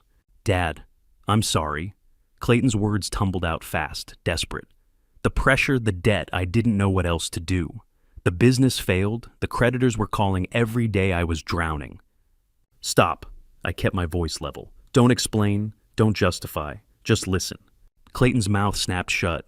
"What do you say to the child you raised when he stands in handcuffs for trying to kill you? When every memory of his childhood is true, the baseball games, the homework helped the pride at his graduation, and every action of his adulthood is betrayal, when love and justice stand on opposite sides of an unbridgeable gap." "I built everything for you," I said quietly. 40 years, every decision, every deployment, every extra shift at the shipyard, it was all to give you opportunities I never had. I trusted you completely because you were my son. Clayton's face crumpled, tears tracked down his cheeks. "You used that trust to drug me, to steal from me, to take my freedom." I watched him flinch with each word. "You turned my own home into a prison and my daughter-in-law into a warden. You made me a prisoner in the house Eleanor and I built together." "I know," Clayton's voice broke. "I know, and Let me finish." I stepped closer. Close enough to see the red veins in his eyes, the stubble on his jaw, the boy I'd raised still visible beneath the man who'd poisoned me. "Son, I forgive you." Clayton's head snapped up, hope flashing across his face. But forgiveness doesn't mean trust. It doesn't mean reconciliation. It doesn't mean another chance. I held his gaze. "I forgive you because carrying hatred would poison me far worse than whatever you put in that tea. I forgive you because your mother would want me to find peace." I reached out and touched his shoulder, the same shoulder I'd gripped at his high school graduation, at his wedding, at Eleanor's funeral. "But we're done, Clayton. You and me, this is goodbye." "Is Dad, please." "Peace be with you, son." I let my hand fall. "I mean that. I hope you find it in whatever comes next." I turned toward the courthouse exit. Clayton's voice rose behind me, desperate and breaking. "Dom, please don't leave like this." I kept walking. My boots hit marble in steady rhythm. Left foot, right foot. each step carrying me farther from the son I'd loved and closer to the life Eleanor wanted me to reclaim, the life Clayton had tried to steal. Vernon. Valerie appeared beside me in the hallway, her voice quiet. Are you all right? I will be. 2 words, simple truth. Not all right now, but moving toward it with every step. Behind us, Clayton's voice echoed off marble walls. Dad, please! I didn't slow down, didn't look back. The double doors to the courthouse exit stood 50 feet ahead. October sunlight streaming through the glass panels. Freedom. Air that didn't taste like sedatives and lies. A future that belonged to me again. Valerie matched my pace, her heels clicking beside my boots. She didn't ask again, didn't push. Just walked beside me the way Eleanor would have steady presence without demands. I pushed through the courthouse doors into October sunlight. The warmth hit my face, genuine Texas heat after 3 months of climate-controlled imprisonment. Behind me, through the glass doors, I could see Clayton's silhouette, one hand raised despite the handcuffs, mouth moving, calling words I couldn't hear through the thick glass. Words I wouldn't answer, even if I could. I squared my shoulders, turned toward the granite steps leading down to the street, and started walking. Valerie's car waited at the curb, white and clean in the midday sun. Behind me, Clayton kept calling, kept reaching. I didn't look back. 3 weeks after watching Clayton led away in handcuffs, I sat in a Waco efficiency apartment I'd rented for $850 a month. 1 bedroom, kitchenette, view of the parking lot, secondhand furniture, table chair, bed lamp. Everything a man needed and nothing he didn't. This was freedom without my son. The civil court had ordered full restitution. Every stolen dollar came back with interest into a new account at a different bank. The IRS dismissed their fraud case once Valerie submitted evidence of forged signatures. My credit, my financial standing, my legal competency all restored. Everything except my family. Lester knocked on my door the second week, carrying casserole and concern. You don't have to live in this shoebox, Vernon, he said. You've got money now. Buy a house. How's your health? Better. I held out my right hand. Steady, no tremor. Headaches gone, vision cleared, appetite back. Amazing what happens when nobody's poisoning your tea. My son had been that meticulous, that patient, that cruel. As federal charges filed yet, Lester asked. Valerie called yesterday. Trial set for October 2025. I glanced at the calendar, November 2024. 11 months. Justice grinds slow. Those months passed like water through my hands. The federal trial convened October 13, 2025, and ran 4 days. The jury deliberated for 5 hours before returning a unanimous guilty verdict. Sentencing was scheduled soon after. The federal prosecutor presented the same evidence Valerie had used a year earlier. Eleanor's letter, the bank footage, the forged signatures, the investigative files. But they added medical testimony doctors explaining how the arsenic compound administered in sublethal doses over 3 months progressively suppresses neurological function, mimicking cognitive decline and daily behavior before causing complete paralysis. 3 more months of daily exposure, they testified, would have been fatal. Clayton sat at the defendant's table in orange thinner than a year ago, hair grayer, face hollow. He'd been held without bail for 12 months, a clear flight risk given the severity of the federal charges. His attorney offered no substantive defense, just mitigation, financial desperation, business failure, family breakdown after Eleanor's death. The same excuses Clayton had tried to give me in the courthouse hallway before I'd walked away. Sentencing came. December 15th, 2025. Exactly 14 months after Judge Sinclair had ordered Clayton's arrest in civil court. I sat in the same gallery seat, watching the same son stand before a different judge. Clayton Garrett. Judge Foster's voice carried federal authority. You are sentenced to 10 years in federal prison, followed by 3 years supervised release. You will make full restitution for all stolen funds, legal fees, and medical expenses. The gavel fell, one sharp crack. I sat with my hands flat on the gallery bench, steady and still. The tremor from the poisoning had disappeared months ago. My vision was clear, my mind was sharp, my body was mine again. So was my money, my freedom, my future. But my family was gone. Clayton turned as the bailiff approached. Our eyes met. Dad, I said nothing. Watched him disappear through the courtroom door for the second time in 14 months. This time for a decade. I'd expected to feel victory, vindication, the satisfaction of justice served. Instead, I felt only profound emptiness, a hollow space where my son used to be, where my wife used to be, where the life I'd built for 40 years used to be. Winning the legal battle hadn't healed the loss. It had just made it official. Valerie walked beside me out of the federal courthouse into the crisp December sunlight. The cold air felt refreshing after months of dark legal battles, a dynamic ending to a year of survival. "What will you do now?" Valerie asked quietly. "It's finally over." I looked at the Houston skyline, then back at the courthouse behind us. 12 months of depositions and hearings and trials, 12 months of fighting, 12 months of being Vernon Garrett, the victim, the survivor, the man who'd destroyed his own son to save himself. The fight was over, and I had no idea who Vernon Garrett was supposed to be without it. December 2025, I carried my third and final box up 2 flights of stairs to apartment 3B. Everything I owned fit in 3 cardboard boxes and 1 duffel bag. 68 years of living reduced to what one man could carry in 2 trips. It felt exactly right. The apartment overlooked a small city park where oak trees dropped winter leaves, 2 bedrooms, morning light through the windows. I unpacked methodically clothes, mechanical tools, Eleanor's photo on the nightstand, beside the empty tin box that had held her evidence. I made coffee and sat by the window watching leaves fall. No lawyers, no depositions, no court dates, no Clayton. Just me and the life I'd fought 14 months to reclaim. I looked at Eleanor's photo. "We made it," I said to the empty room. "Not the way we planned, but we made it."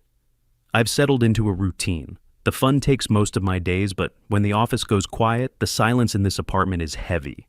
I've spent 14 months fighting for consciousness, for evidence, for justice, for sentencing.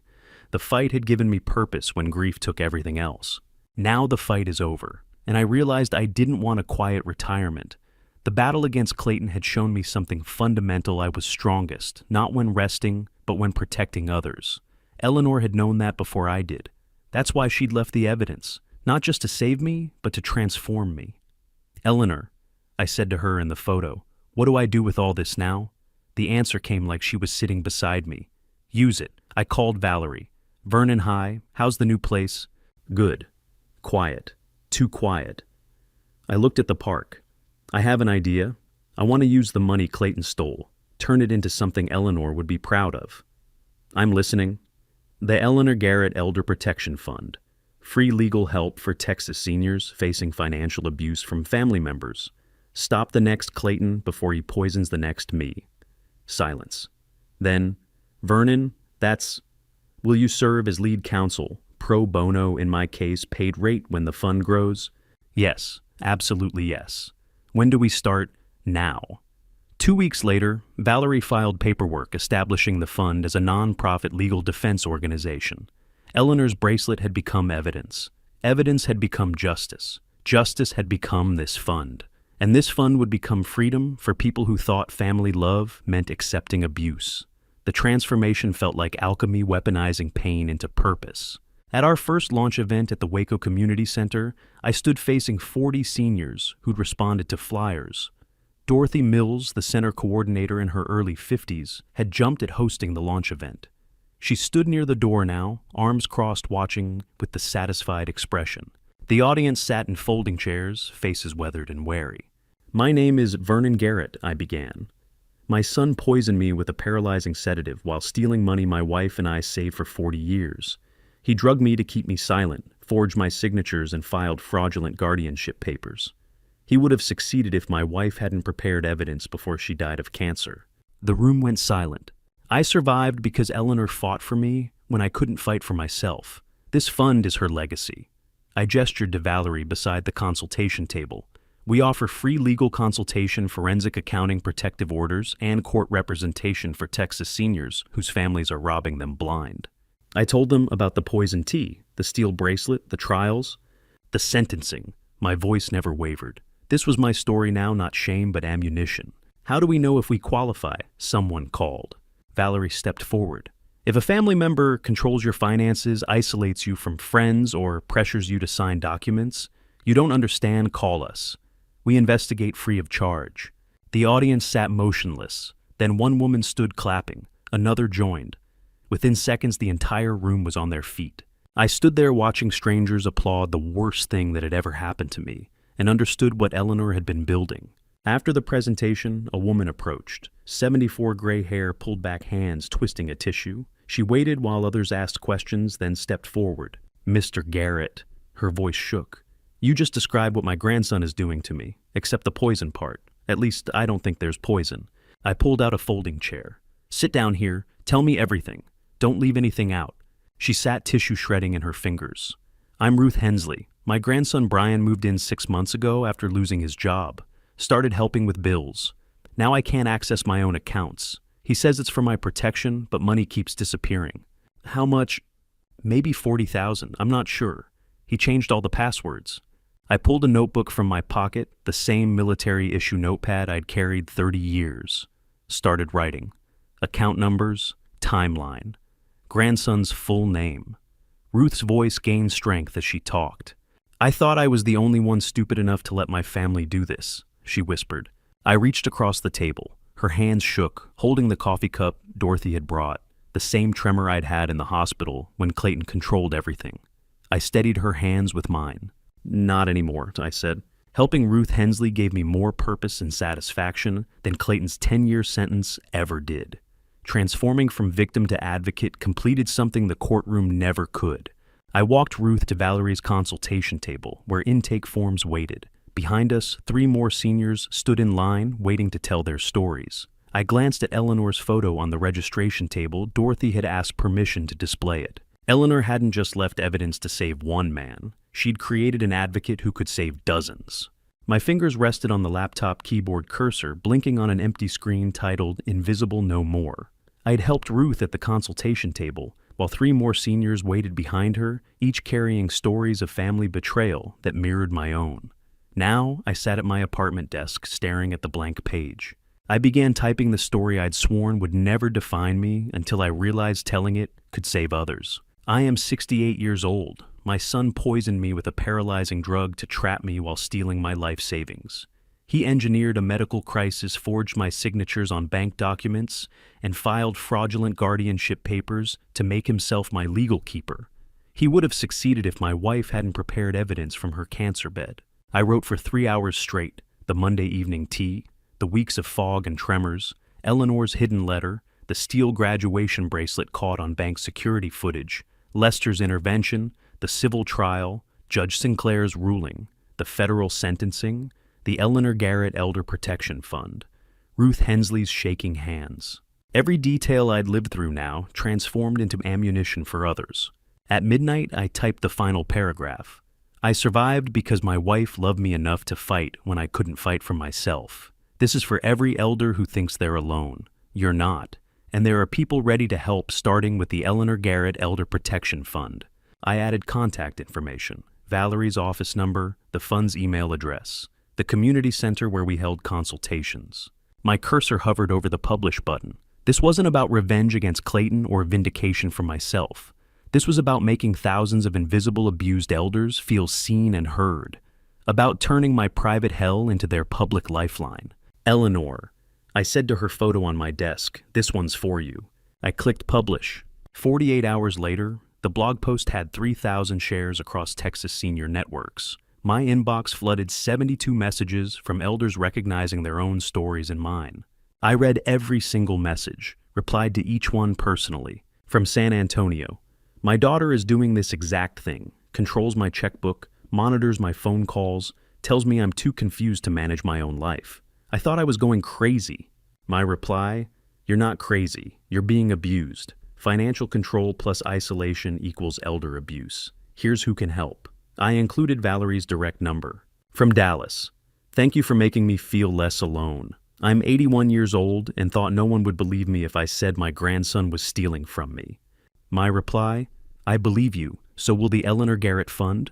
Call this number tomorrow. Tell them Vernon sent you." From Austin, "Your wife saved you from beyond the grave. Mine just died last month. I wish she'd left me a map like Eleanor left you."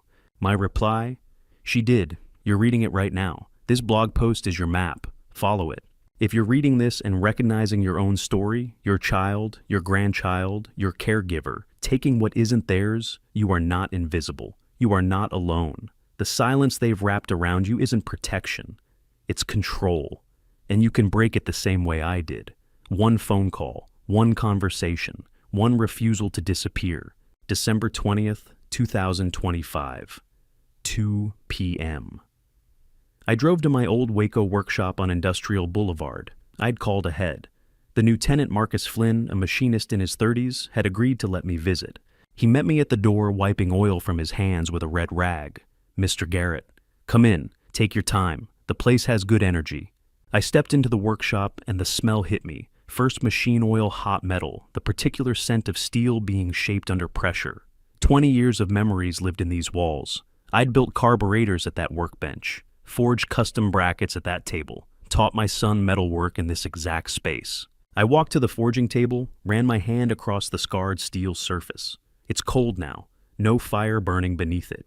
Taught my son to forge steel at this table, I said to Marcus, who stood respectfully near the door. Thought I was teaching him to build things.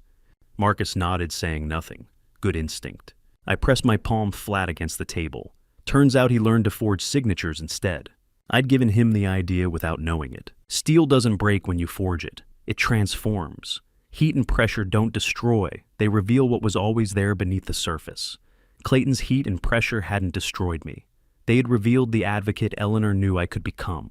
I stood at the forging table, where I'd taught my son to shape metal, where I'd accidentally taught him to weaponize trust, and felt no anger, no resentment about Eleanor's death, no bitterness about Clayton's betrayal. Just clarity, the kind that comes only to people transformed by fire. I placed my calloused palm on the cold steel one last time. "I forgive you, son," I said to the empty air, "but I don't need you anymore." I walked toward the exit. Marcus held the door. "Thank you," I told him. "Anytime, Mr. Garrett, you built something good here. I can feel it." I stepped into the December sun, warm on my face despite the winter date. Texas heat that never quite disappeared, even when calendars said it should. I closed the workshop door behind me and understood the final truth I gave Clayton life once 42 years ago in a Houston hospital. And I took back my own life later in a courtroom with Eleanor's evidence and my refusal to disappear. No one can erase you if you refuse to vanish. I walked to my truck. Eleanor's photo sat on the passenger seat where I'd placed it that morning, her face young and smiling, frozen before cancer, before Clayton, before everything went dark. "Eleanor," I said, climbing into the driver's seat. "We made it. Different than we planned, but we made it." My phone buzzed. Another message. Another Texas senior who'd read Invisible No More and finally felt seen. I answered it. I always will. 68 years old, still here, still fighting, still visible. And to you listening to my story, remember this: no one can erase you if you refuse to disappear. I spent 67 years trusting without question. I gave my son everything: my knowledge, my home, my savings. When Eleanor warned me about Clayton's debts, about how he circled our finances like a predator, I defended him. "He's our son," I told her. "Family doesn't do that to family." I was wrong. My refusal to see the truth nearly cost my life. If you're facing family betrayal right now, please don't make my mistake. Don't ignore the warning signs because you think blood means loyalty. Financial abuse is still abuse. Isolation is still control. And trust without accountability is just permission for someone to destroy you. I believe God put Eleanor in my life, not just to love me, but to save me when I wouldn't save myself. She fought from her deathbed to protect me. That's the kind of family story worth telling, not the one where my son poisoned me, but the one where my wife's love outlasted death itself. I'd love to hear from you. Have you experienced family betrayal? Or do you know someone trapped in a situation like mine? Leave a comment below. Share this family story with anyone who needs to hear it. Sometimes knowing you're not alone is the first step to freedom. And if you believe stories like mine matter, please subscribe to Revenge Dad. Together, we make sure no elder becomes invisible. Thank you for staying until the very end of this family story. Your time means everything to me. One last note: while this narrative includes fictionalized elements for storytelling and reflection, the core lesson about recognizing family betrayal and protecting yourself remains real. May you never need this knowledge, but may you have it if you do.